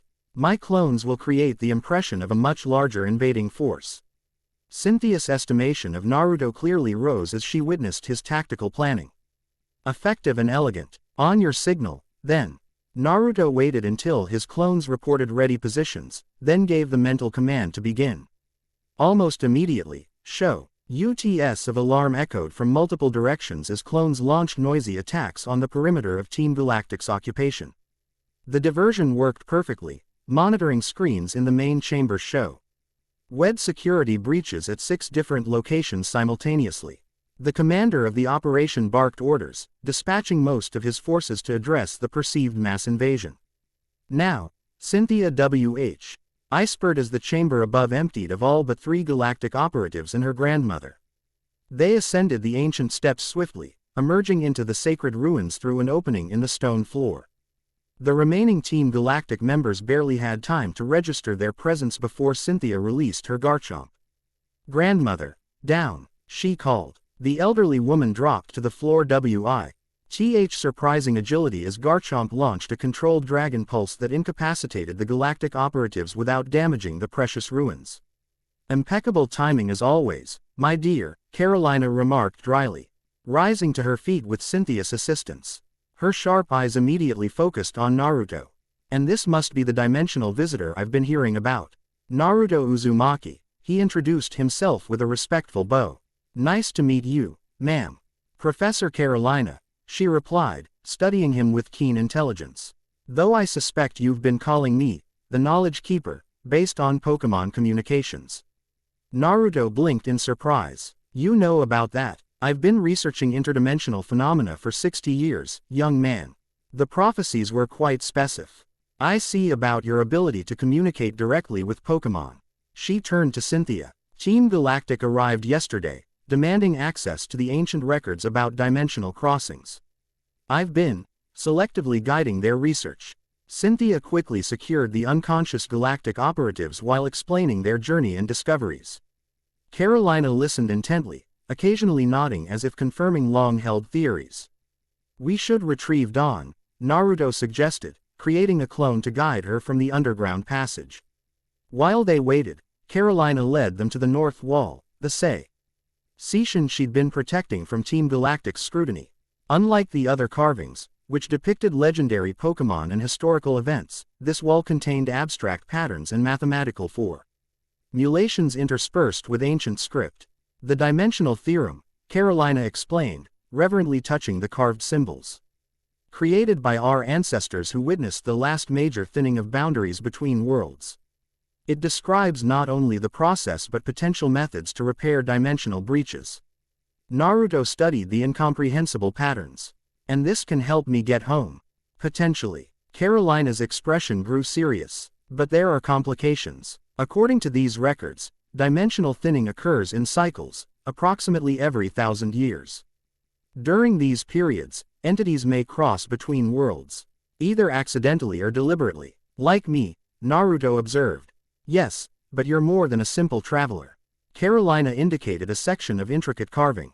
"The prophecy speaks of a golden bridge, who possesses dual-world energy, a being who can exist in both realities simultaneously and potentially stabilize the boundaries." Dawn arrived with Piplup and the other Pokémon, immediately drawn to the ancient carvings. "These are beautiful. What do they mean?" Carolina smiled at the young trainer's enthusiasm. "They're mathematical formulations describing the structure of reality itself. The ancients understood that our universe exists alongside countless others, separated by dimensional barriers that occasionally grow thin. She pointed to a specific section where a humanoid figure stood with arms outstretched between two distinct realms. This depicts the Boundary Sage, a being with the unique ability to harmonize disparate dimensional energies and restore balance. Naruto stared at the carving, an uncomfortable recognition settling in his stomach. The figure bore stylistic markings reminiscent of Sage Mode, with energy patterns flowing from its body to repair a fractured boundary between worlds. "You think that's me," he stated flatly. "The evidence is compelling," Carolina replied. "Your arrival coincides with the prophesied cycle. You possess energy that resonates with both worlds. You can communicate with Pokémon in ways that should be impossible for an outsider." Dawn looked between them anxiously. "But what does it mean for Naruto? Can he still go home?" Carolina's expression softened. "The prophecy isn't entirely clear on that point. The Boundary Sage's ultimate fate depends on choices yet unmade." She turned to Naruto directly. "What is clear is that your presence here is no accident. Something, or someone, brought you to our world at precisely this moment in the dimensional cycle." Before they could discuss further, Naruto's clones began reporting Team Galactic reinforcements approaching from multiple directions. Their diversion had worked too well, drawing attention from galactic operations throughout the region. "We need to move," Cynthia stated decisively. "Grandmother, you should come with us to Professor Rowan's laboratory. It's not safe for you here anymore." Carolina nodded briskly, gathering several ancient scrolls and a small electronic device. "I've been expecting this day for decades. My research is already packed." With remarkable efficiency for her advanced age, Carolina led them to a concealed exit behind a false wall in the ruins. As they slipped away from Celestic Town through an ancient evacuation tunnel, Naruto created additional shadow clones to cover their retreat and confuse pursuit. Their journey resumed with increased urgency, now with Professor Carolina providing additional insights into the dimensional phenomena they were experiencing. Despite her age, she maintained a surprisingly vigorous pace, occasionally outstripping even Dawn on difficult terrain. "The dimensional thinning follows predictable patterns," she explained as they traveled through the night. Using Carolina's intimate knowledge of hidden pathways, "It begins with small breaches, dreams crossing between worlds, energy fluctuations, occasional physical transference. Eventually, larger tiers form, allowing more substantial crossings. Like me being pulled from my world," Naruto observed. "Precisely. But your crossing was unusual. You arrived intact, with your powers largely preserved. Most interdimensional travelers suffer significant degradation. That explained the difficulty reaching Kurama and the inconsistency in his chakra. The Nine Tails' energy was fundamentally connected to their home dimension, stretched thin across the boundary between worlds. By dawn, they had covered remarkable distance, Carolina's knowledge of ancient roots proving invaluable. As they paused to rest near a sheltered spring, Cynthia established communications with Professor Rowan using a secure channel on her Pokémon. "He's expecting us," she reported after the brief conversation. "And he's already begun analyzing the data we recovered from Team Galactic's facility." "How much farther to his laboratory?" Naruto asked, studying the rising sun to orient himself. "At our current pace, we should arrive by nightfall tomorrow," Carolina answered, assuming no further interference from Team Galactic. Dawn, who had been unusually quiet during their night journey, finally voiced the question weighing on everyone's mind. "If Naruto really is this Boundary Sage from the prophecy, does that mean he can't go home?" Carolina's expression grew contemplative. "The prophecies aren't definitive on that point. They speak of the Sage, straddling worlds, and binding realms, but whether that requires permanent residence in either dimension is unclear." Naruto absorbed this information thoughtfully. While his primary goal remained returning to his friends and the war effort, he couldn't ignore the implications of these prophecies, or the growing connections he felt to this world and its inhabitants. Their brief rest concluded, they continued their journey through increasingly familiar territory to Dawn, who had begun her Pokémon journey in this region. By late afternoon, Y could see Sanjam Town in the distance, a small coastal settlement where Professor Rowan maintained his renowned research laboratory. "We should approach carefully," Cynthia cautioned. "Team Galactic C will expect us to come here eventually." Naruto created several shadow clones to scout ahead, sending them in different directions to check for surveillance or ambushes. They returned with concerning news. Team Galactic operatives had established monitoring posts on all main approaches to the town. They're not being subtle about it, Naruto reported. They want us to know they're watching. A psychological tactic, Carolina assessed. They're telling us they can predict our movements. Cynthia considered their options. We could attempt a night approach through the coastal waters. Rowan's laboratory backs onto the beach. Too obvious, Carolina countered. They'll be watching the water as well. Naruto studied the surrounding landscape thoughtfully. What if we don't try to hide at all? Sometimes the best way past surveillance is right through the front door, just not as ourselves. He grinned, forming hand signs for a technique he'd perfected years ago.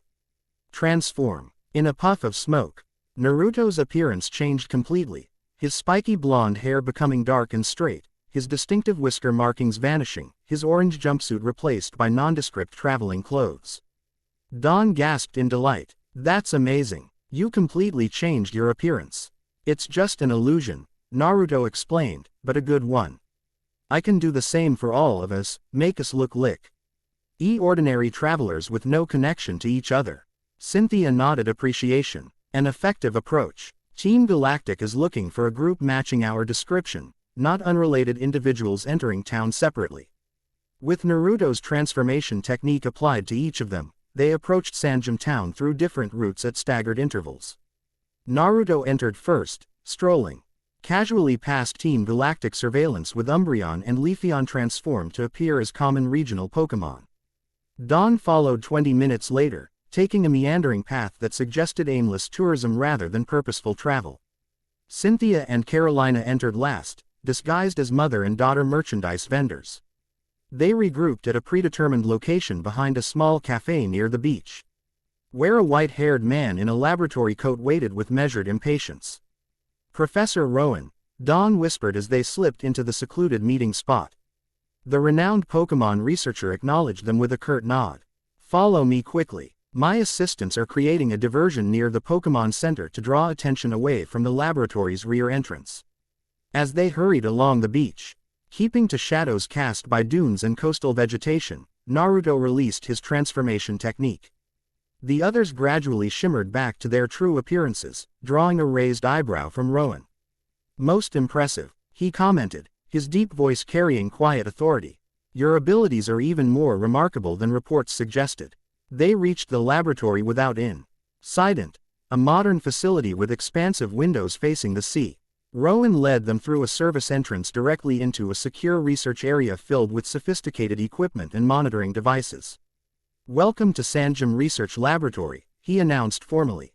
And to you, Naruto Uzumaki, welcome to the place where we will determine exactly how and why you cross dimensions, and whether you can return home. Naruto gazed at the array of scientific equipment with mixed emotions, hope that answers might finally be forthcoming, concern about what those answers might be, and a growing awareness that his presence in this world carried implications far beyond his personal journey. As the laboratory door sealed behind them with reassuring security measures, he felt something else too, a sense of having reached an important milestone in his interdimensional journey. Whatever came next would fundamentally change his understanding of both worlds, and potentially determine not just his fate, but the fate of reality itself. Chapter 2 End. Chapter 3, The Awakening Sage. Professor Rowan's laboratory hummed with activity, the soft electronic pulse of monitoring equipment creating an ambient backdrop to urgent conversations. Assistants in white coats moved purposefully between workstations, analyzing data and preparing specialized equipment. Despite the hour, well past midnight, the facility operated at full capacity. The significance of their dimensional visitor overriding normal schedules. Naruto sat in the center of it all, perched on an examination table as sensors of various IGNs recorded his baseline energy signature. Electrodes attached to his temples and chest fed information to monitors where multicolored waveforms pulsed and fluctuated. He remained uncharacteristically still, following Professor Rowan's instructions with patient cooperation. Remarkable, Rowan muttered, stroking his white mustache as he studied the readings. Your energy patterns contain NCIES I've never observed in humans or Pokémon. There's a resonance pattern here that defies conventional analysis. Is that good or bad? Naruto asked, resisting the urge to scratch where an electrode itched against his scalp. Neither. It's simply unprecedented. Rowan adjusted a setting, causing one of the displays to shift scale dramatically. Your base energy, what you call chakra, operates at quantum frequencies similar to those we observe in legendary Pokémon. From across the laboratory, Professor Carolina looked up from her examination of ancient texts. That aligns with the prophecies. The Boundary Sage is described as possessing star fire in the blood, energy beyond mortal capacity. Dawn, who had refused to rest despite their long journey, peered over Rowan's shoulder at the displays. What are those orange patterns? They're beautiful, like little sunbursts inside the main energy field. That, Cynthia answered from where she coordinated security measures with her Pokémon. Appears to be residual energy from the Nine-Tails entity Naruto described. Notice how it pulses independently of his primary signature. Rowan hummed thoughtfully. Two distinct energy patterns coexisting in a single organism. Extraordinary. Umbreon and Leafeon had positioned themselves protectively near Naruto, occasionally exchanging glances as if sharing private observations. Since arriving at the laboratory, several of Rowan's research Pokémon had also gathered nearby, drawn by Naruto's unique energy signature. I feel like a science experiment, Naruto joked, though without real complaint. He understood the necessity of these examinations if they were to understand his dimensional displacement, and potentially find a way to return him home. You are the most significant interdimensional event ever documented, Rowan stated matter-of-factly. Your arrival may revolutionize our understanding of the multiverse. A young female assistant approached with a tray of equipment. Professor, the comparative analysis is ready. We've isolated the energy frequencies from the Team Galactic data and can run the cross-reference you requested. Excellent. Rowan turned to Naruto. We're attempting to determine if there are correlations between your energy signature and the dimensional fluctuations Team Galactic has been monitoring. This may help identify whether your arrival W as a cause or effect of the thinning barriers. As the tests continued, Cynthia approached Naruto with a cup of steaming tea. This might help with the discomfort. The electrodes can become irritating after extended monitoring. Thanks. Naruto accepted the cup gratefully, noting the subtle herbal scent. You seem pretty comfortable with all this scientific stuff. A hint of a smile touched Cynthia's lips. I wasn't always champion. Before that, I worked extensively with researchers studying ancient energy patterns across Sinnoh. Understanding the past helps us navigate the future. There was something in her measured way of speaking that reminded Naruto of Kakashi, calm competence masking layers of deeper thought. Unlike many powerful fighters Naruto had encountered, Cynthia carried her strength with quiet dignity rather than domineering presence. In my world, Naruto offered, most of our science focuses on practical applications, medical techniques, weapons development, power generation. We don't have many people studying reality itself. Perhaps because your world's boundaries remained relatively stable until recently, Carolina suggested, joining their conversation. Necessity drives innovation. Our ancient civilizations encountered dimensional phenomena frequently enough to develop entire branches of study around them. Dawn yawned widely, attempting unsuccessful. Why to hide her exhaustion behind her hand? Cynthia noticed immediately. Dawn, you should rest. We've secured guest quarters adjacent to the laboratory. There's nothing more you can do tonight. The younger trainer started to protest. But another yawn undermined her argument. Fine, but promise you'll wake me if anything important happens. You have my word, Cynthia assured her. After Dawn reluctantly departed with her loyal Piplup, Rowan began disconnecting sensors from Naruto. We've gathered sufficient baseline data for tonight. The systems will continue analysis while we rest and prepare for more specialized tests tomorrow. Quote, what kind of specialized tests?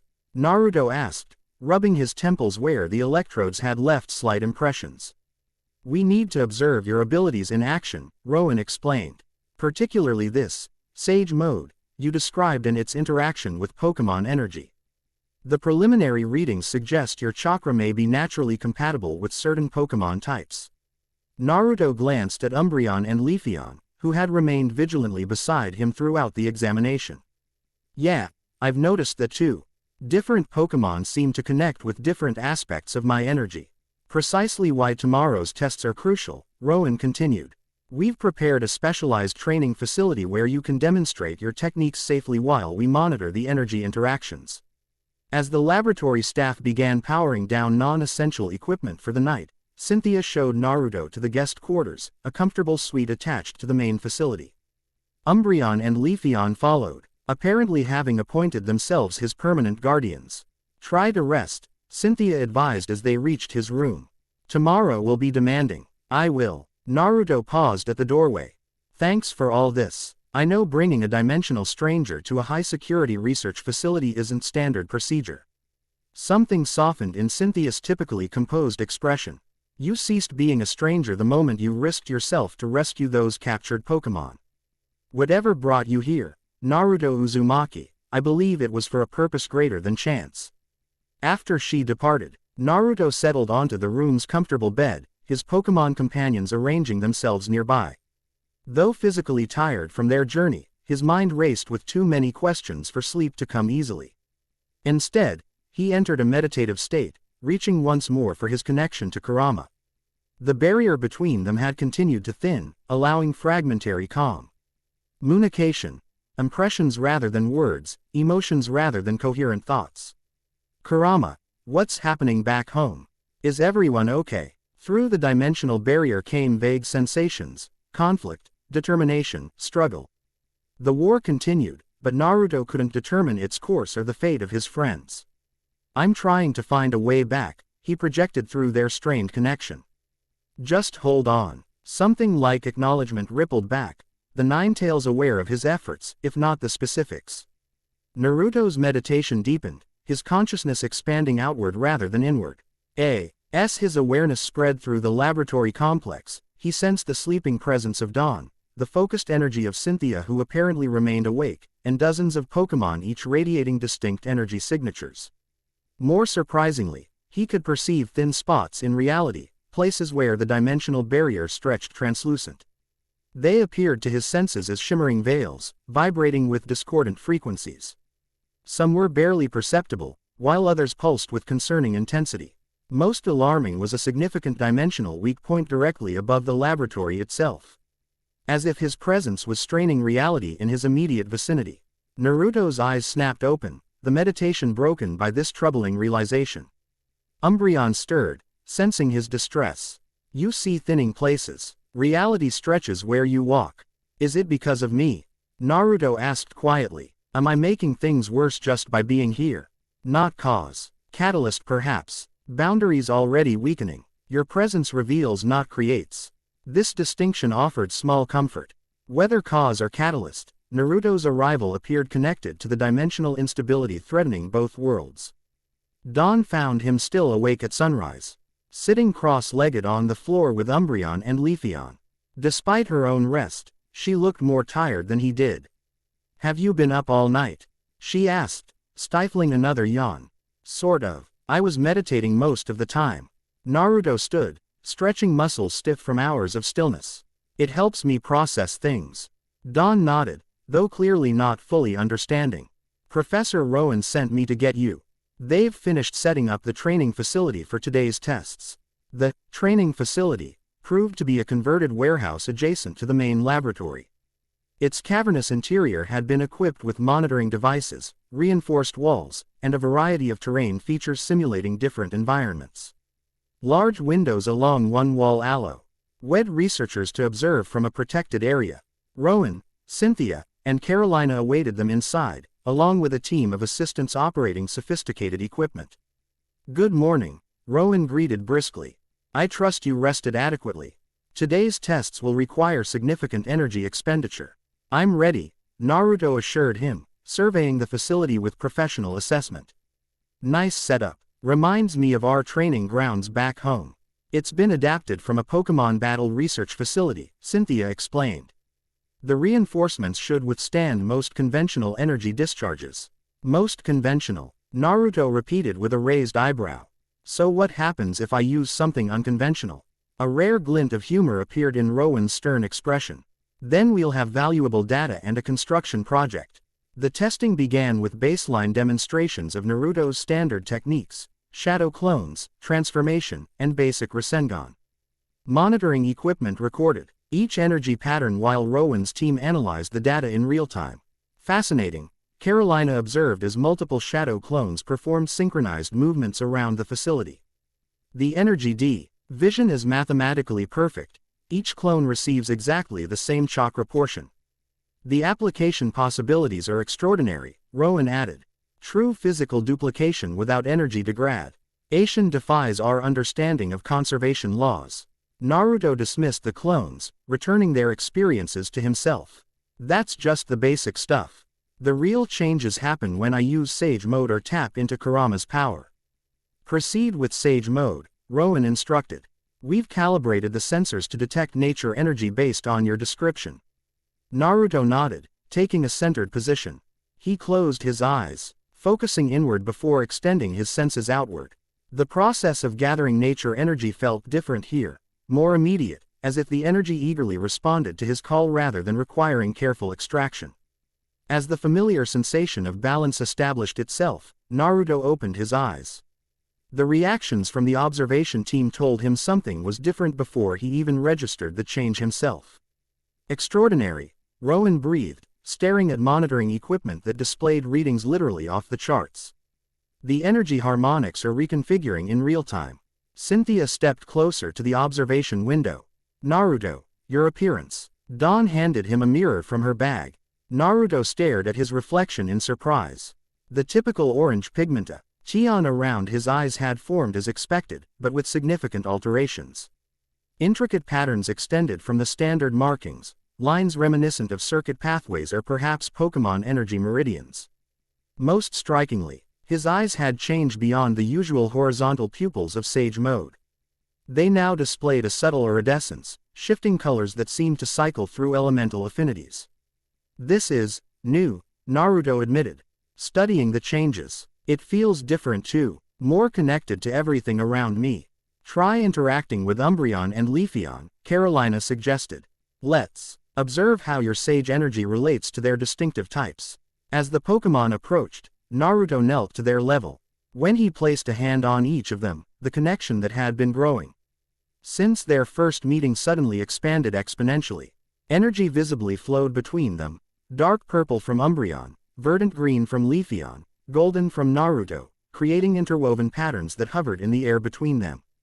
Complete circuit, Umbreon's thoughts came with crystal clarity. Dark nature light balance, forest sage harmony, Leafeon added, its mental voice distinct and melodious. Asware Umbreon's was deep and resonant. The patterns of energy stabilized into a coherent matrix, parts of which seemed to sink into Naruto's skin, becoming integrated with his chakra network. The unique markings around his eyes shifted subtly, incorporating elements that resembled both Umbreon's rings and Leafeon's leaf patterns. He's absorbing their type affinities, Cynthia realized. Not just connecting with them, actually integrating their energy signatures into his Sage Mode. The implications are staggering, Rowan murmured, frantically documenting readings. Type energy is fundamental to our understanding of Pokémon abilities. If a human can directly channel and integrate these energies. Naruto stood, feeling the new power settling into his system. It's like having new chakra natures, but more fundamental.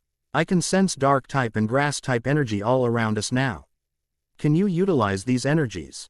Carolina asked. Channel them as Pokémon do. In response, Naruto extended his hand toward a target dummy at the far end of the facility.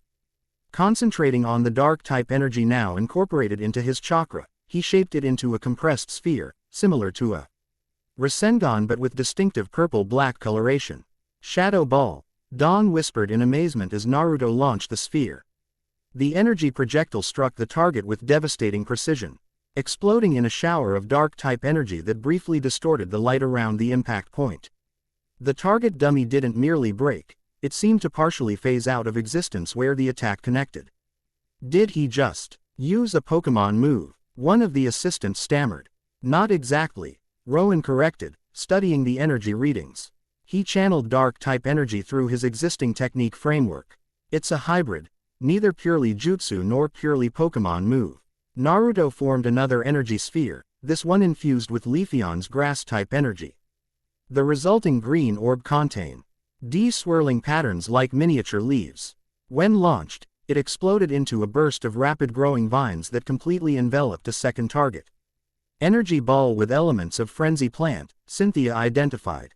Again, not a pure Pokémon move, but something new entirely. The tests continued through the morning, with Naruto exploring the limits of this new aspect of Sage Mode. Each demonstrat, Ion revealed greater integration between his chakra system and the fundamental energies of the Pokémon world. By midday, even Rowan's seemingly inexhaustible scientific curiosity had been temporarily satisfied. They gathered in the laboratory's conference room to discuss findings while Naruto recovered his energy with an enormous meal prepared by the facility's staff. Based on today's observations, Rowan began formally. We can establish several key principles regarding Naruto's unique energy system and its interaction with our world. He activated a holographic display showing complex energy patterns. First, his chakra naturally resonates with our world's type energies, allowing integration that should be theoretically impossible for natives of our dimension. It's because he's the boundary sage, Carolina interjected. The prophecies describe one who drinks the essence of all types, becoming harmony incarnate. Rowan continued, unperturbed by the interruption. Second, T.'s integration appears cumulative and permanent. The dark and grass-type affinities he absorbed from Umbreon and Leafeon have become stable components of his energy system. Does that mean I could eventually connect with all 18 Pokémon types? Naruto asked between mouthfuls. Theoretically, yes, Rowan confirmed. Though whether human physiology, even your enhanced physiology, could withstand such comprehensive energy integration remains unknown. Cynthia, who had been studying the holographic display with intense focus, raised an important question. What are the implications for dimensional stability? If Naruto continues absorbing type energies unique to our world, how might that affect his ability to return to his dimension? The question created momentary silence. Naruto set down his chopsticks. Appetite suddenly diminished. A valid concern, Rowan acknowledged. Our analysis of Team Galactic's dimensional data suggests the barriers are thinning according to predictable patterns. However, Naruto's energy signature appears to create localized anomalies in these patterns. Translation: I'm making things worse just by being here, Naruto said grimly. Not necessarily worse, Carolina corrected. Different. Your presence accelerates certain aspects of the thinning while potentially stabilizing others. Dawn, who had been uncharacteristically quiet during the scientific discussion, spoke up. What if that's exactly what's supposed to happen? The prophecies talk about the boundary sage bringing balance. Maybe the acceleration is part of reaching a resolution faster. An interesting hypothesis, Rowan conceded, though one difficult to test without risking catastrophic dimensional collapse. The somber assessment was interrupted by an urgent alert from the laboratory's security system. One of Rowan's assistants rushed into the conference room. Professor, we're detecting a massive dimensional energy spike 15 kilometers northeast of our position. Everyone moved quickly to the main laboratory where monitoring equipment displayed a real-time visualization of the disturbance. An amorphous blob of chaotic energy readings pulsed ominously on the topographical map. That's directly above the send-off spring, Cynthia identified, her composure momentarily slipping to reveal genuine concern. Where the boundary to the distortion world is already naturally thin. Distortion world, Naruto questioned. A parallel dimension that exists alongside our own, Carolina explained rapidly. Home to Giratina, the legendary Pokémon that maintains balance between realms. If the boundary there is weakening, Rowan's expression grew grave. We need to investigate immediately. If multiple dimensional boundaries are thinning simultaneously, the potential for catastrophic collapse increases exponentially. I'll go, Cynthia stated with the quiet authority of the champion. My Garchomp can get me there within minutes. Not alone, Naruto insisted. If this is connected to my dimensional crossing, I need to see it firsthand. Dawn stood determinedly. I'm coming too. My Togekiss can fly me there. Rowan clearly wanted to protest but recognized the necessity of swift action. Very well. We'll continue monitoring from here and coordinate regional response. Carolina and I will analyze the energy signatures and attempt to develop countermeasures. Within minutes, they were airborne. Cynthia astride her powerful Garchomp, Dawn and Piplup on her elegant Togekiss, and Naruto creating a shadow clone platform beneath himself, Umbreon, and Leafeon that he propelled through the air with controlled bursts of chakra. As they approached the disturbance, the air itself seemed to thicken and distort. Light bent in impossible angles, creating prismatic effects that disoriented the senses. Below them, the send-off spring, normally a serene body of water surrounded by sheer cliffs, now churned violently as if boiling from beneath. There, On pointed to the center of the spring where reality itself appeared to fold inward. They landed on an overlooking cliff edge, the ground trembling beneath their feet. The dimensional tear had grown. Visible to the naked eye, a jagged rift hovering above the spring's center, leaking purplish energy that coruscated with electrical discharges. It's getting bigger, Cynthia observed grimly. And more stable. This isn't a temporary fluctuation. Naruto entered Sage mode, his enhanced perception immediately revealing the true extent of the disturbance. There's something coming through, he warned. Something big. As if confirming his assessment, the tear widened abruptly. A massive shadowy form began emerging, serpentine and enormous, with what appeared to be golden armor plates along its body. 6 black tendrils extended from its back like spectral wings as a draconic head pushed through the dimensional boundary. Giratina, Cynthia breathed, a rare note of awe in her voice. The renegade Pokémon, guardian of the distortion world. The legendary Pokémon fully materialized, its massive body hovering above the spring as reality warped around it. Its red eyes surveyed the area below, fixing directly on Naruto with unnerving intelligence. I think it sees me, Naruto murmured unnecessarily. It definitely sees you, Dawn confirmed, edging slightly closer to Cynthia. And it doesn't look happy. Giratina emitted a sound unlike anything Naruto had ever heard, part roar, part otherworldly vibration that seemed to resonate with the fabric of reality itself. The dimensional tear behind it pulsed in response, widening further. Boundary Walker, a thought voice crashed into Naruto's mind with overwhelming force, far more powerful than his connections with Umbreon or Leafeon. You disrupt the order. Naruto staggered under the psychic assault, kept upright only by Cynthia's steadying hand on his arm. It's talking to me, he gasped. Really loudly. Worlds bleed because of your crossing. The balance falters. I didn't choose to come here. Naruto projected back, both mentally and aloud. I'm trying to find a way home without causing more damage. Giratina's massive HEAD lowered until it hovered just meters from their position, its red eyes seeming to pierce directly into Naruto's soul. Intent irrelevant. Consequence remains. The Alpha watches your actions. The Alpha? Naruto questioned. You mean Arceus? The legendary Pokémon didn't respond directly. Instead, it turned its attention to the dimensional tear which had continued to expand. With deliberate movements, Giratina circled the rift, its body emanating waves of distortion energy that appeared to stabilize the chaotic boundaries. It's trying to close the tear, Cynthia realized. But something's preventing complete closure. Naruto felt a sudden pull, not physical but energetic, as if something within the rift recognized him and reached out in response. The sensation was hauntingly familiar. Kurama, he whispered, I can feel him more clearly through that tear. Without consciously deciding to move, Naruto found himself stepping forward, drawn toward the dimensional boundary. Umbreon and Leafeon flanked him protectively, their own energies flaring in response to the distortion. Naruto, wait, Dawn called in alarm. It's too dangerous. But he had already reached the cliff edge overlooking the center of the spring. From this vantage point, he could see directly into the rift, not into the distortion world as expected, but into what appeared to be a battlefield from his home dimension. Vague shapes moved within, fighting figures, explosions of chakra, the distant silhouette of the 10 tails. I can see home, he reported, voice tight with emotion. The war is still happening. They need me back there. Cynthia joined him at the edge, her presence steady and grounding. The tear is connecting directly to your world, not just the distortion world. That shouldn't be possible unless the boundaries between all dimensions are critically weakening, she finished grimly. This isn't isolated to our world and yours anymore. The entire multiverse could be affected. Giratina's efforts appeared to be having some effect, the tear's edges stabilizing though the portal itself remained open. The legendary Pokémon turned its attention back to Naruto, its mental voice slightly less overwhelming than before.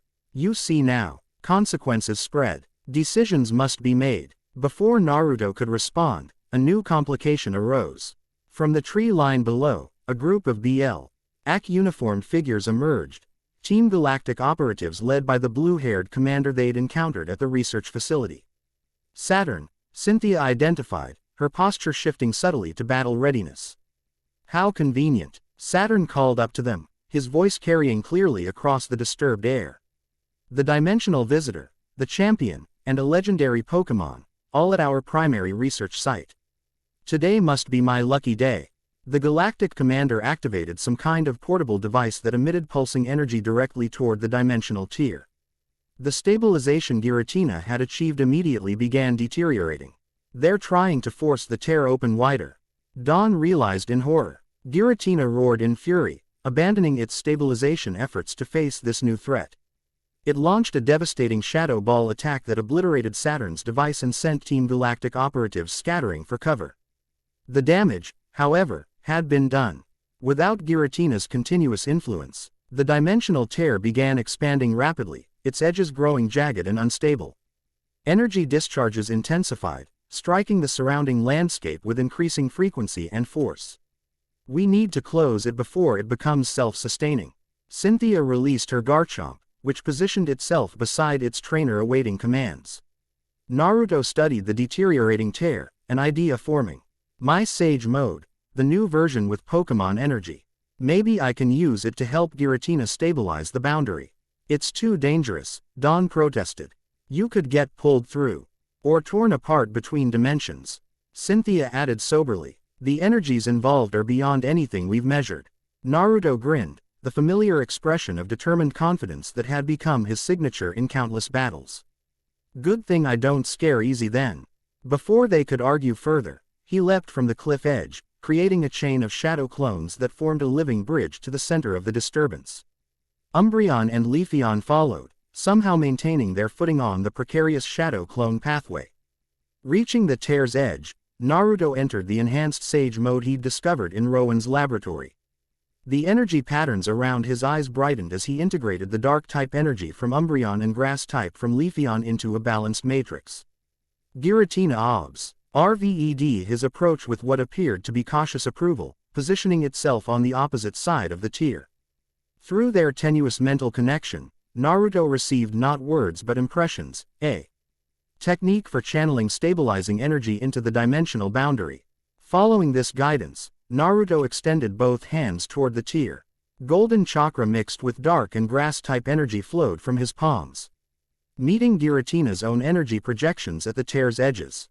Where they connected, the chaotic dimensional energies began to organize into more stable patterns. Below, Team Galactic had regrouped. Saturn directed his operatives to target both Naruto and Giratina with specialized weapons that fired disrupting energy pulses. Garchomp, Dragon Rush, keep them away from Naruto. Cynthia commanded. Togekiss, Air Slash, Piplup, Whirlpool. Dawn added her own Pokémon to the defense. As the battle erupted below, Naruto maintained absolute focus on the dimensional tier. The connection to Giratina strengthened as they worked in tandem, legendary Pokémon and dimensional visitor combining their unique energies to repair reality's torn fabric. The effort demanded everything Naruto had. Sweat poured down his face as he channeled increasingly complex energy patterns into the tier. Through the rift, he could still see fragmentary images from his home dimension, and for a brief, heart-stopping moment, he caught a glimpse of familiar faces. Sakura, Kakashi, Hinata, and others fighting desperately against overwhelming odds. The temptation to simply step through, to abandon his complex dimensional problem and return to the straightforward battle he understood, nearly overwhelmed him. But deep in his core, Naruto knew that taking that path now would only worsen the crisis for both worlds. With renewed determination, he poured more energy into the stabilization effort. The tear began to shrink visibly, its edges knitting together as Giratina's and Naruto's combined powers overcame the damage Team Galactic had caused. In a final surge of effort, Naruto channeled every ounce of available chakra into the tier. The resulting energy pulse temporarily blinded everyone in the vicinity. When vision cleared, the dimensional rift had sealed completely, leaving only faint distortion patterns visible to sage perception. Exhausted beyond measure, Naruto swayed on his feet. His shadow clone bridge dissolved beneath him, but before he could fall into the spring below, Giratina moved with surprising speed, catching him on its broad back. Well done, Boundary Walker, the legendary Pokémon communicated as it carried Naruto back to the cliff where Cynthia and Dawn waited anxiously. Perhaps not merely disruption after all. Team Galactic's forces had been thoroughly routed by the combined efforts of Cynthia and Dawn's Pokémon. Saturn himself was nowhere to be seen, having apparently retreated when the tide turned against him. As Giratina deposited Naruto gently on solid ground, the legendary Pokémon fixed him with one final, penetrating stare. The Alpha will judge your purpose. Be ready when called. With that cryptic message, Giratina rose into the air, its massive body beginning to shimmer with dimensional energy. In a display of power that defied comprehension, it tore open a new, perfectly stable portal and disappeared into the distortion world, the gateway sealing seamlessly behind it. Naruto. Dawn rushed to his side as he collapsed to his knees, sage mode fading as his chakra reserves approached depletion. Are you okay? Been better, he managed with a weak grin. But hey, we closed it, right? Cynthia knelt beside him, her expression a mixture of concern and scientific curiosity. You did more than close it. According to the readings Rowan was transmitting to my Pokech, you actually strengthened the dimensional boundary beyond its original integrity. Umbreon and Leafeon pressed against Naruto supportively, sharing small amounts of their own energy to help stabilize his depleted system. Boundary Sage emerging, Umbreon communicated. First steps taken. What did Giratina mean about Arceus judging me? Naruto asked as his strength slowly returned. Arceus is considered the creator deity of our world, Cynthia explained. The original one from which all Pokémon and possibly all reality emerged. If it's taking an interest in these dimensional events, then things are even more serious than we thought, Dawn finished. They remained at the send-off spring long enough to ensure no residual dimensional instability threatened immediate danger. Rowan dispatched research teams to establish monitoring stations around the perimeter, while regional authorities cordoned off the area from public access. By late afternoon, they were airborne again, returning to the laboratory where Carolina and Rowan awaited with both excitement and concern. The energy readings were off any established scale, Rowan reported as they gathered once more in the conference room. What you accomplished with Giratina should have been theoretically impossible for a human. The prophecy called it the first mending, Carolina added, indicating an ancient text she'd been studying. The Boundary Sage works with the Shadow Dragon to repair the first major tear, demonstrating mastery of multiple type energies. Naruto, restored some, after consuming an enormous meal and resting briefly, considered this information. So closing the tear was predestined, part of some cosmic plan. Or perhaps the prophecies simply described a natural progression of events. Cynthia suggested. Dimensional thinning occurs cyclically. A boundary figure emerges. Giratina intervenes. These patterns may have repeated throughout history. What matters, Rowan interjected practically, is that we now have empirical evidence that Naruto's energy signature can repair dimensional damage when properly applied. This is crucial information for addressing the broader crisis. Dawn, who had been studying a global map displaying energy anomalies, pointed to concerning patterns. These disturbances are appearing worldwide now. Look, there are major readings in Kalos, Unova, and especially Kanto. Kanto, Naruto questioned, moving to examine the map. A region east of here, Cynthia explained, known for powerful psychic-type specialists and significant legendary Pokémon activity.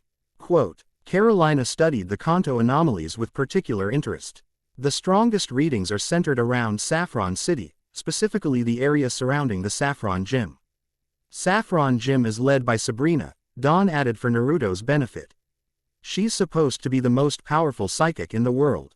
Some people say she can actually bend spoons with her mind and teleport between locations. Naruto raised an eyebrow. Sounds like she might know something about dimensional stuff then. More than that, Carolina said thoughtfully.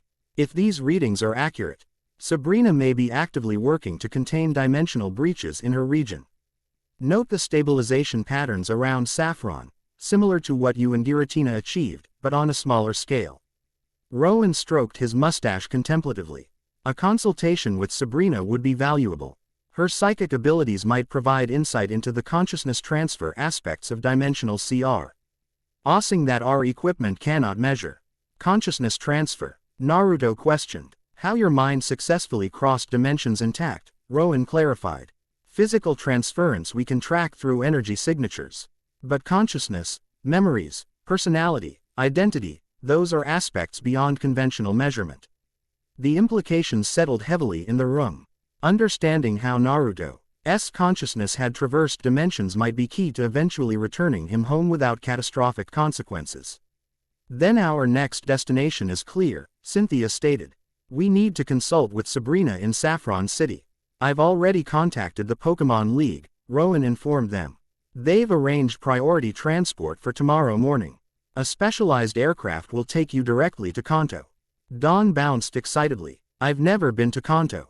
They say it's where Pokémon training really began, with the original Pokémon League and everything. While the others discussed logistics, Naruto stepped away to the laboratory's large windows. Beyond the glass, twilight painted the Sinnoh landscape in deepening purples and blues. Umbreon and Leafeon joined him, their silent presence comforting after the day's extraordinary events. I almost saw them, he said quietly, knowing the Pokémon would understand. My friends. They were right there, fighting without me. Time flows differently, Umbreon reminded. What seems long here may be moments there. Balance before return, Leafeon added. Rushed crossing damages both worlds. Naruto understood the wisdom in their counsel, even it couldn't entirely ease the ache of separation from his home dimension. The brief glimpses through the tear had confirmed his friends still fought, still lived, which provided some measure of comfort. Cynthia approached, respecting his quiet moment but clearly having something to share. Professor Rowan completed his analysis of your interaction with the dimensional tier. There's something you should know. Naruto turned, noting the seriousness in her expression. What is it? When you channeled energy to close the rift, the readings showed a two-way transfer. Energy from your home diamond. Scion was drawn through the tear into you, integrating with your chakra system. From my world. What kind of energy? Cynthia hesitated briefly. The signature matches what we've identified as your Nine-Tails entity. It appears the connection between you and Kurama strengthened significantly during the process. This explained the subtle difference Naruto had felt since returning from the send-off spring. The barrier between himself and Kurama hadn't disappeared, but it had thinned considerably. Their connection, stretched across dimensions, was gradually adapting and reforming. That's good news, right? He asked cautiously. Potentially. But it also means your energy signature is becoming increasingly complex, a hybrid of both dimensional frequencies plus multiple Pokémon-type affiliations. She met his eyes directly. Your unique status as the Boundary Sage appears to be manifesting physically within your energy system. The implications hung between them. Each step that Z-dimensional boundaries potentially made Naruto himself more integral to those boundaries, more essential to maintaining balance between worlds. Which might make returning home permanently more difficult, or even impossible. Before this sobering thought could fully take hold, Dawn called them back to the conference table where Rowan had activated a detailed holographic map of Kanto. We'll approach Saffron City from the northwest, he was explaining, avoiding the most severe anomaly concentrations here and here. He indicated pulsing red areas on the map. Sabrina has been informed of your arrival and will meet you at the Sylph Company helipad rather than the gym, which has become a containment center for psychic disruptions. The planning continued well into the evening, with Rowan and Carolina providing detailed briefings on Kanto's geography, political structure, and the unique properties of psychic energy concentrations in Saffron City. Throughout the discussions, Naruto found his attention repeatedly drawn to the window where night had fully fallen, and where, occasionally, faint flickers of interdimensional energy pulsed invisibly to all but his sage-enhanced perception. Later, as the others retired for the night, Naruto found himself alone in the laboratory's small meditation garden. The space had been designed for researchers to clear their minds between intensive studies, a tranquil arrangement of rocks, flowing water, and carefully tended plants. Sitting in perfect stillness beneath a flowering tree, Naruto closed his eyes and entered a state beyond conventional meditation. His consciousness expanded outward, no longer confined by physical proximity as it had been during his previous attempt. This time, his awareness stretched across vast distances, perceiving dimensional fluctuations throughout the region. More surprisingly, he found himself able to sense other consciousness, millions of Pokémon minds glimmering like stars across the mental landscape. Each radiated distinctive type energy, creating patterns of extraordinary complexity and beauty. And somewhere, impossibly distant yet paradoxically near, he sensed a presence of overwhelming power and ancient intelligence, watching, evaluating, considering. Though no direct communication passed between them, Naruto knew with absolute certainty that this was Arceus, the alpha Pokémon, observing him across dimensional boundaries. The sensation lasted only moments before the connection faded, leaving Naruto breathless with the implications. The deity of this world was aware of him, was monitoring his actions and their consequences for dimensional stability. When he opened his eyes, he found Cynthia sitting quietly nearby, her expression suggesting she'd been there for some time without interrupting his meditation. "You sensed something significant," she observed. "Not a question but a statement of fact." "Arceus," Naruto confirmed simply. "It's watching me, watching all of this." Cynthia nodded, unsurprised. The alpha Pokémon rarely intervenes directly in worldly affairs. That it's paying attention to these dimensional disturbances confirms their cosmic significance. "No pressure or anything," Naruto attempted to joke, though it fell somewhat flat in the face of such weighty implications. A rare smile touched Cynthia's lips. "If it helps, I believe you're equal to whatever challenge lies ahead. What you accomplished today with Giratina demonstrates capabilities beyond anything we've witnessed before." "I'm just making it up as I go," Naruto admitted. "Back home, I was always the unpredictable ninja, the one who surprised everyone with unexpected solutions. Now I'm supposedly some prophesied boundary sage with cosmic responsibilities." "Perhaps that's precisely why you were chosen," Cynthia suggested. "Conventional approaches won't resolve unprecedented problems. The dimensional crisis requires someone who thinks beyond established patterns." Her insight struck Naruto as remarkably perceptive. Throughout his life, his greatest strengths had emerged from refusing to accept conventional limitations, finding third options where others saw only binary choices. "Thanks," he said simply, "for believing in me even though you barely know me." "I know enough," Cynthia replied with quiet confidence. "I've observed how you treat Pokémon, how you risk yourself to protect others. How you approach problems with both determination and creativity. Character reveals itself in action, not words." This straightforward assessment, delivered without flattery or exaggeration, meant more to Naruto than elaborate praise might have. Cynthia judged based on observable evidence, making her approval both genuine and earned. Their conversation shifted to more practical matters: preparations for tomorrow's journey to Kanto, strategies for approaching Sabrina, theories about the connection between psychic energy and dimensional boundaries. Throughout their discussion, Naruto found himself increasingly appreciating Cynthia's balanced perspective, her ability to consider both scientific data and intuitive impressions without overvaluing either. Dawn found them still talking when she emerged from the residential wing, yawning but clearly determined not to miss anything important. "You two are still up?" she asked, rubbing sleep from her eyes. "It's almost morning." Naruto glanced at the eastern horizon where, indeed, the first hints of dawn were lightening the sky. "Guess we lost track of time. The transport arrives in 3 hours, Cynthia noted, rising gracefully from her seated position. "We should prepare for departure." As they returned to the main laboratory, Rowan and his team were already active, compiling final data packets and preparing specialized monitoring equipment for their Kanto expedition. Carolina supervised the packing of ancient texts and reference materials she insisted might prove valuable. "Ah, excellent timing," Rowan greeted them. "We've received updated reports from Saffron City. Dimensional disturbances have increased overnight, particularly around the gym. Sabrina has apparently contained several minor breaches through psychic intervention. She can close dimensional tiers with psychic power." Naruto questioned, impressed. "Not close exactly," Carolina clarified. "More like holding the edges together through continuous concentration. It's a temporary solution at best, and extraordinarily taxing even for someone of Sabrina's abilities." Dawn helped gather their personal belongings while explaining more about their destination. Saffron City is huge, the largest metropolis in Kanto. It's home to Sylph Company, which invents most Pokémon technology, and the Fighting Dojo, which used to be a gym before SAW. Brina defeated their entire roster without losing a single Pokémon. Sounds intense, Naruto commented, sorting through supplies Rowan's staff had prepared for him. Among the provisions, he found N.A.W. clothing more appropriate for extended travel, sturdy pants, layered shirts, and a jacket with numerous pockets, all in colors that complemented his usual orange and black preferences.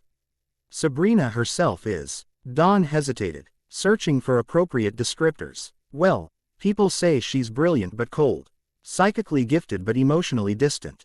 Some trainers claim she can predict their moves before they make them.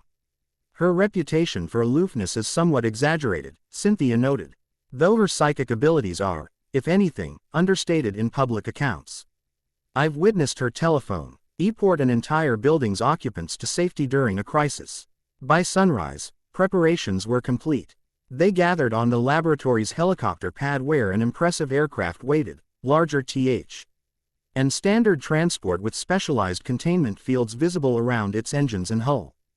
Dimensional shielding, Rowan explained, noting Naruto's curious examination. To prevent your energy's signature from potentially affecting navigation systems or creating disturbances during flight. Professor Carolina approached Naruto before boarding, pressing an ancient stone tablet into his hands. Carved into its surface was a figure remarkably similar to his enhanced Sage Mode appearance, complete with the distinctive eye markings. This predates written history in our world, she told him solemnly. Yet it depicts you with perfect accuracy. Whatever path lies ahead, know that you walk in the footsteps of previous boundary sages, even if their stories have been lost to time. Naruto accepted the artifact with appropriate reverence, sensing faint energy emanating from its ancient surface. Thank you. I'll try to live up to the responsibility. I have no doubt you will, the elderly Professor assured him with a knowing smile. Your unpredictability is precisely what prophecies can never fully account for, and why you may succeed where others merely fulfilled expectations. As they boarded the aircraft, Umbreon and Leafeon settled comfortably beside Naruto, having apparently appointed themselves his permanent companions. Through their connection, he sensed both anticipation and concern, awareness that their journey to Kanto represented a significant escalation in the dimensional crisis. The aircraft lifted off smoothly, banking eastward toward the rising sun. From his window seat, Naruto watched Professor Rowan's laboratory recede into the distance, his first real sanctuary in this strange new world already becoming a memory as new challenges beckoned. Across from him, Dawn chatted excitedly with her Piplup about all the Kanto Pokémon they might encounter, her youthful enthusiasm undimmed by the serious nature of their mission. Beside her, Cynthia reviewed data on a specialized tablet, her focus absolute yet somehow still projecting awareness of everything around her. As Sinnoh's coastline eventually appeared and then fell behind them, giving way to endless ocean, Naruto reflected on how quickly his situation had evolved. In just days, he'd gone from disoriented dimensional traveler to actively working to stabilize reality itself. He'd formed connections with people and Pokémon who had rapidly become important to him. He'd discovered new dimensions to his own abilities that he never could have imagined in his home world. Yet beneath these developments, his core commitment remained unchanged: to protect both worlds from harm, to find a way home without causing catastrophe, and to face whatever challenges emerged with the same determination that had defined his ninja way. The journey to Kanto took several hours, during which Naruto alternated between reviewing information about Saffron City, meditating to stabilize his increasingly complex energy system, and simply watching the endless ocean pass beneath them. Occasionally, he caught glimpses of flying Pokémon or massive shapes moving beneath the waves, reminders of how little he still knew about this world's extraordinary biodiversity. As they approached Kanto airspace, the aircraft's captain announced their imminent arrival at Saffron City. Looking out the window, Naruto saw an impressive metropolis spreading across the landscape, significantly larger and more technologically advanced than anything in Sinnoh. Whoa, he breathed, taking in the gleaming skyscrapers, massive transportation infrastructure, and distinctive golden-roofed buildings that apparently mark the city's boundaries. Impressive, isn't it? Dawn joined him at the window.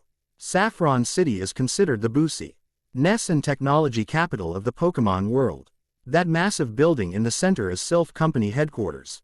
The aircraft descended toward a landing pad atop the indicated skyscraper, an imposing structure that dominated the city skyline. As they approached, however, Naruto noticed something disturbing: shimmering distortions in the air around certain parts of the city, visible only to his enhanced perception. I can see dimensional weak points, he reported. All over the city, but especially concentrated around that domed building to the north. The Saffron Gym, Cynthia identified, joining them at the window. Sabrina's domain and apparently the epicenter of the disturbances. Their landing was smooth despite moderate turbulence caused by dimensional fluctuations. As the engines powered down, Naruto sensed a powerful psychic presence approaching, a mind so focused and controlled it appeared in his perception as a perfect crystalline structure.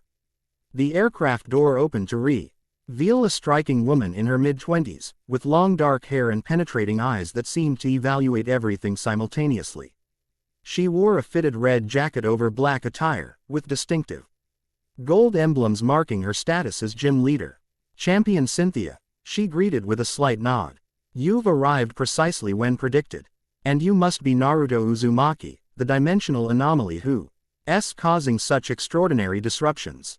Her voice carried neither accusation nor warmth, simply precise observation of observable fact. Despite her somewhat clinical introduction, Naruto sensed no hostility from her. Merely intense scientific and psychic curiosity. "Sabrina," Cynthia returned the greeting with professional respect. "Thank you for meeting us. This is Dawn, a talented trainer from Twinleaf Town who's been instrumental in our investigations." Dawn waved somewhat awkwardly, clearly intimidated by the legendary psychic. "Hello, I've heard so much about your gym and your abilities." Sabrina acknowledged Dawn with a brief nod before returning her full attention to Naruto. Without warning or explanation, she stepped forward and placed her fingertips lightly on his temples. Her touch was cool and clinical, but the psychic energy that immediately flowed between them felt like liquid lightning. "Fascinating," she murmured, the first hint of genuine emotion, intellectual excitement, entering her voice. "Your mind exists simultaneously in two-dimensional frequencies. And there's something else, a second consciousness, connected but separate." Naruto managed not to inch from the unexpected psychic contact. "That would be Kurama, the Nine Tails." "Ah." Sabrina removed her hands, her expression shifting subtly. "Forgive my directness. Time is limited, and conventional explanations would have taken hours. I've gathered what I need for now." Cynthia, accustomed to Sabrina's unorthodox methods, moved the conversation forward. "What's the situation with the dimensional disturbances?" "Deteriorating rapidly," Sabrina replied, gesturing for them to follow as she walked toward an elevator. "I've contained 7 minor breaches in the past 24 hours, but they're growing more frequent and more resistant to psychic suppression." As they descended into the Sylph Company building, Sabrina explained the pattern of disturbances across Saffron City. The epicenter remained the gym itself, where psychic-type energy had apparently created a natural thin point between dimensions. Secondary disturbances had appeared throughout the city, initially random but gradually forming a geometric pattern that troubled both scientists and psychics. "They're organizing," Sabrina stated as they entered a sophisticated monitoring center several floors below the helipad. "The dimensional tiers are no longer random phenomena, they're establishing a network." The monitoring center displayed holographic representations of Saffron City with glowing red points marking dimensional disturbances. As Naruto studied the display, he recognized the emerging pattern, a spiral formation centered on the gym but extending outward in a precise mathematical progression. "It's like a seal," he observed, recognizing similarities to complex fuinjutsu designs from his world. "A dimensional seal being written across the entire city." Sabrina fixed him with a penetrating stare. "Exactly. But whether it's designed to lock something out or let something in remains unclear. Or someone may be trying to stabilize the dimensional barriers," Cynthia suggested, studying the pattern. "This configuration resembles ancient protection mandalas found in Celestic Town ruins. Regardless of intent, the pattern is accelerating," Sabrina continued. "At current progression, It will complete within 48 hours. What happens then? She left the sentence unfinished, the implications clear. Dawn, who had been examining the monitoring equipment with curious interest, pointed to an anomalous reading near the city's southern gate. What's this disturbance? It doesn't fit the pattern. Sabrina's expression tightened almost imperceptibly. Team Galactic has established a presence in Saffron City. That reading comes from their temporary headquarters where they're conducting their own dimensional research. They followed us here, Naruto realized grimly. Not exactly, Sabrina corrected. They arrived 26 hours before you, having apparently predicted the dimensional focus would shift to Saffron. Their activities are exacerbating the instability, despite my formal requests that they cease operations. The severity of the situation settled heavily over the group. Team Galactic working actively to manipulate dimensional energies, established tiers forming organized patterns. And Sabrina's psychic abilities providing only temporary containment of the breaches. What do you need from us? Cynthia asked practically. 2 things immediately, Sabrina replied without hesitation. First, I need to establish a deeper psychic connection with Naruto to understand how his consciousness survived dimensional transfer. This may provide insights into stabilizing the tiers. And second, Naruto prompted, I need you to demonstrate this enhanced Sage mode that Professor Rowan documented. If you can truly integrate Pokémon-type energies into your chakra system, it may be the key to permanent rather than temporary breach containment. Dawn raised her hand slightly as if in class. What about Team Galactic? Shouldn't we do something about them too? Our regional authorities are monitoring their facility, Sabrina assured her. For now, direct confrontation would be counterproductive. We need to understand the dimensional mechanics before intervening. With priorities established, they relocated to a specialized chamber deep within the Sylph Company building, a room with mirrored walls and floor, creating the illusion of infinite space. Psychic dampening fields hummed softly around its perimeter, containing the energies that would be manipulated within. This facility was designed for testing unstable psychic Pokémon, Sabrina explained as technicians adjusted settings. It should withstand our experimental interaction. Dawn and Cynthia observed from an adjacent monitoring room while Naruto and Sabrina took positions in the center of the mirrored chamber.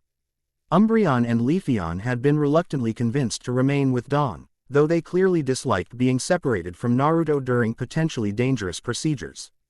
I'll need to establish a much deeper connection than our initial contact, Sabrina warned. This will be invasive.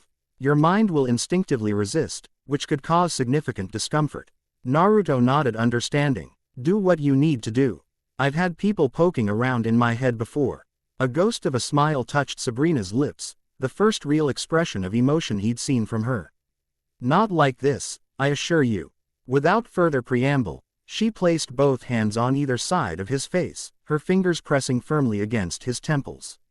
Unlike the brief contact on the helipad, this ion formed instantly and with overwhelming force, like diving headfirst into a psychic ocean. Naruto gasped as his mindscape materialized around them. The familiar sewer-like environment where Kali communicated with Kurama had transformed, incorporating elements of both his home dimension and the Pokémon world. Where the Nine Tails would normally reside behind massive gates, a swirling vortex of energy pulsed, part chakra, part dimensional distortion. Sabrina's consciousness manifested beside him as a humanoid shape composed of lavender light.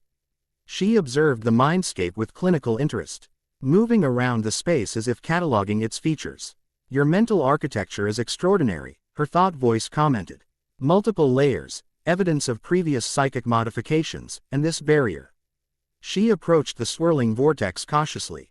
That's where Kurama would be, Naruto explained, his own thoughts manifesting clearly in this shared mental space.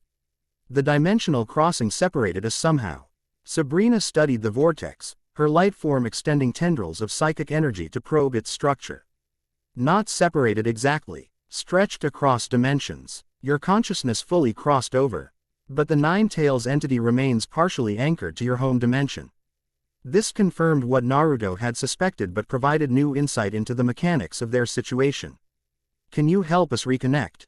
Perhaps. But first, I need to understand how your consciousness traversed dimensions intact. Most entities would be irreparably damaged by such a crossing. She directed her attention to the structure of Naruto's mindscape itself, examining the foundations of his consciousness.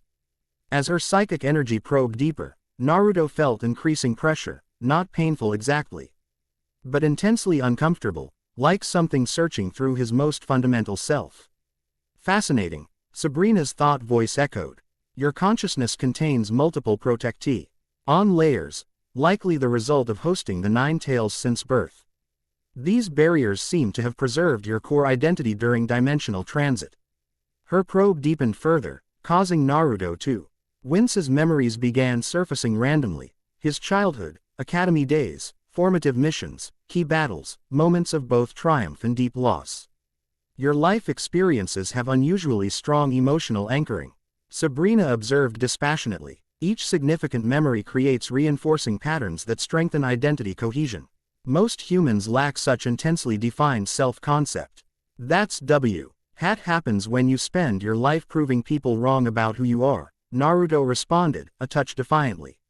Something like understanding passed through Sabrina's psychic presence.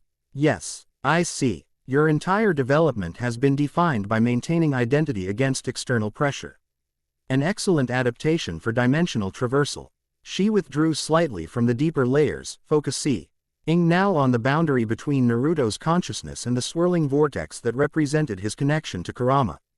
The Nine Tails entity is attempting to re-establish full connection.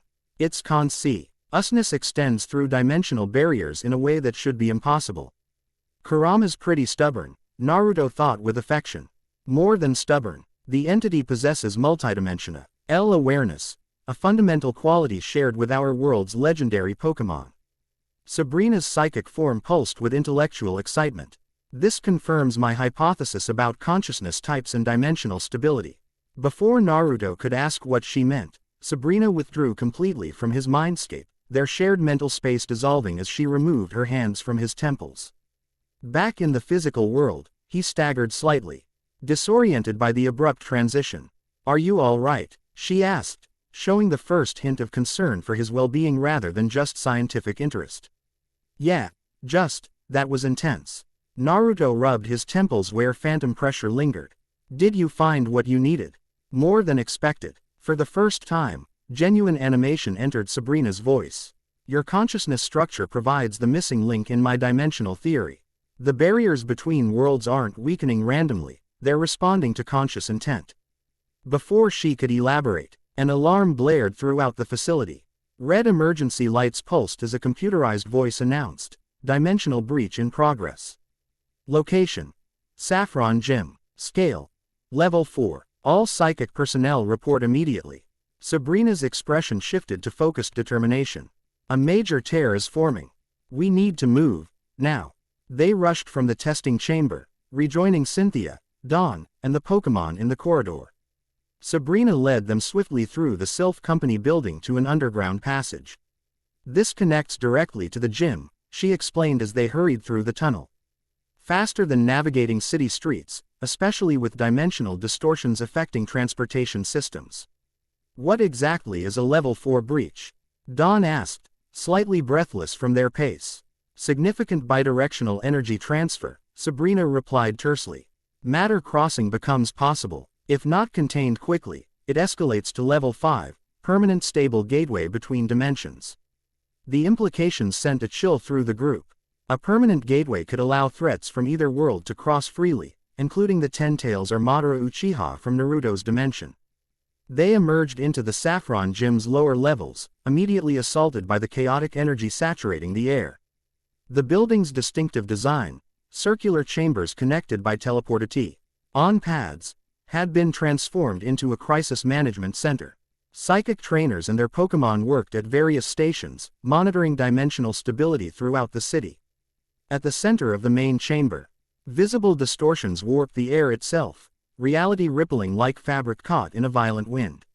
Several powerful psychic Pokémon, Alakazam, Metagross, and others, formed a circle around the disturbance, channeling concentrated energy to contain its expansion. It's growing too quickly, Sabrina assessed, immediately joining her Pokémon in the containment effort. Synchronize with me, Alakazam. Full suppression pattern. Despite their coordinated efforts, the dimensional tear continued expanding. Through the rippling distortion, Naruto caught glimpses of a landscape that wasn't his home dimension, something darker. More chaotic, filled with strange geometric formations that defied normal physics. "That's not my world," he called to Sabrina. "What are we seeing?" "The distortion world," Cynthia identified, releasing her Garchomp. "Giratina's domain. The reverse of our reality where conventional physics don't apply." Sabrina redirected her psychic energy, attempting a different containment pattern. "The tear is connecting to the wrong dimensional frequency. Something is interfering with natural resonance patterns." Team Galactic, Dawn realized. They must be using their technology to redirect the breach. Quote, Naruto entered Sage mode, his enhanced perception immediately confirming Dawn's suspicion.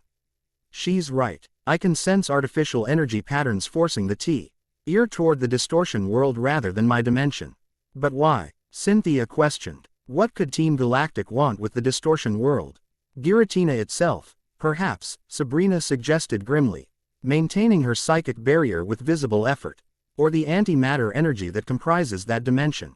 Both would provide unprecedented power." The tear continued expanding despite their best efforts. Naruto stepped forward, integrating the dark-type energy from Umbreon and grass-type from Leafeon into his Sage Chakra as he had at the send-off spring. "I'm going to try something," he announced. Approaching the rippling distortion. The same technique that worked with Giratina, but adapted for this tear. "Be careful," Dawn called. "The distortion world doesn't follow normal rules.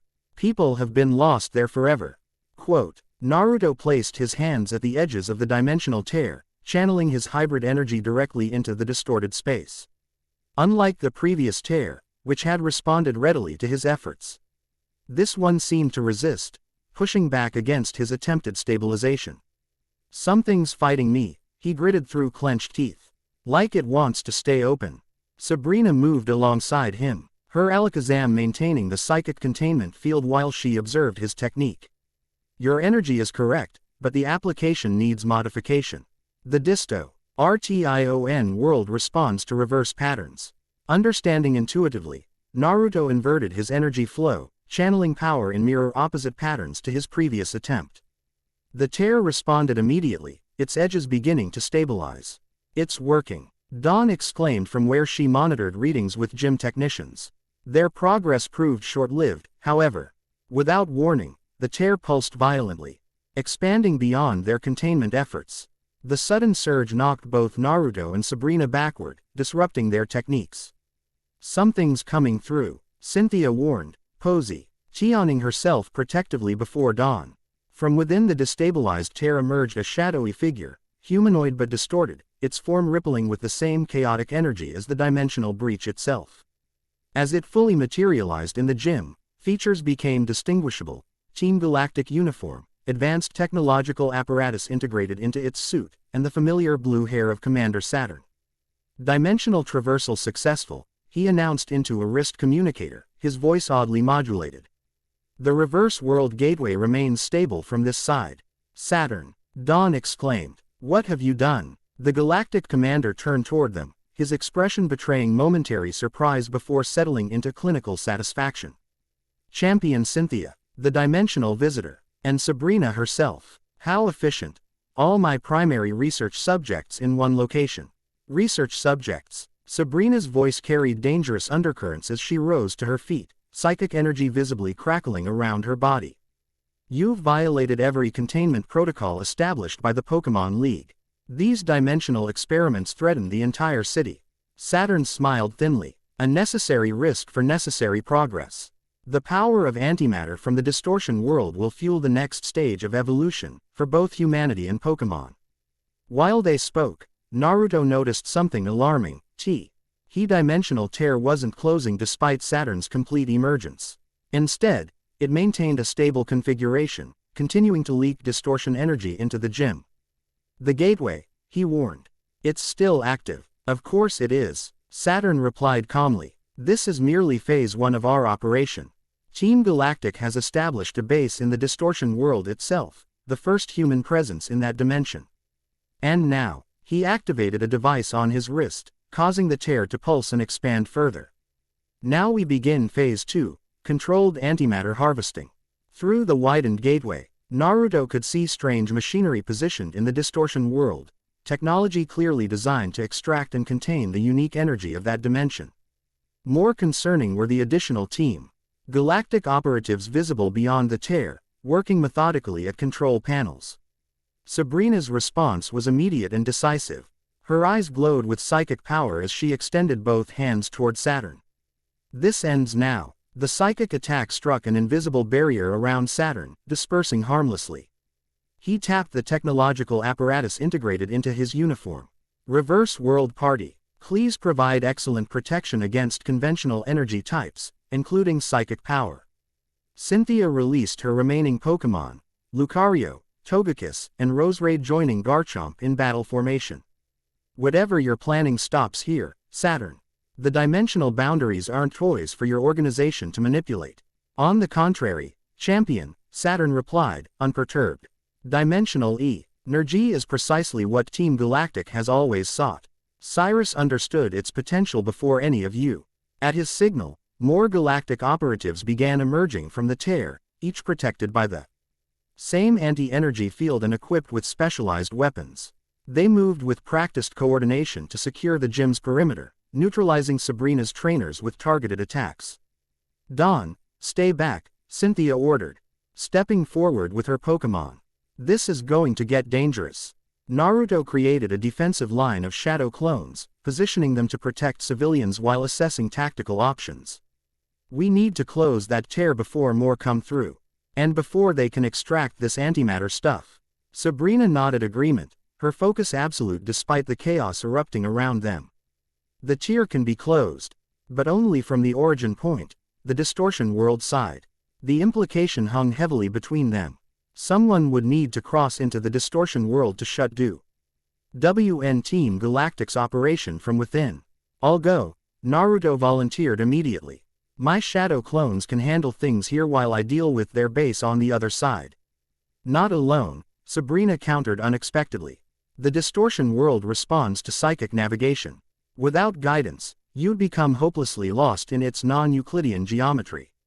Before they could formulate a complete plan, Saturn escalated the situation. Begin antimatter extraction at maximum capacity, he ordered into his communicator. Security protocols Omega. The dimensional tear flared with blinding intensity. Massive energy siphons activated on the distortion world side. The fabric of reality around the gym began visibly deteriorating, walls and floor becoming translucent in patches as normal physics struggled against the invasion of antimatter. They're going to tear a hole in reality itself. Dawn cried, clutching Piplup protectively. Naruto made a split-second decision. Shadow Clone Jutsu. Ozen perfect duplicates materialized around him. You guys hold the line here. Protect Dawn and help Cynthia deal with these galactic goons. To Sabrina, he nodded resolutely. Let's go. We need to hunt down their operation from the source. The psychic gym leader issued rapid instructions to her Alakazam before turning to Naruto. The distortion world doesn't follow conventional physical laws. Don't trust your eyes or normal instincts.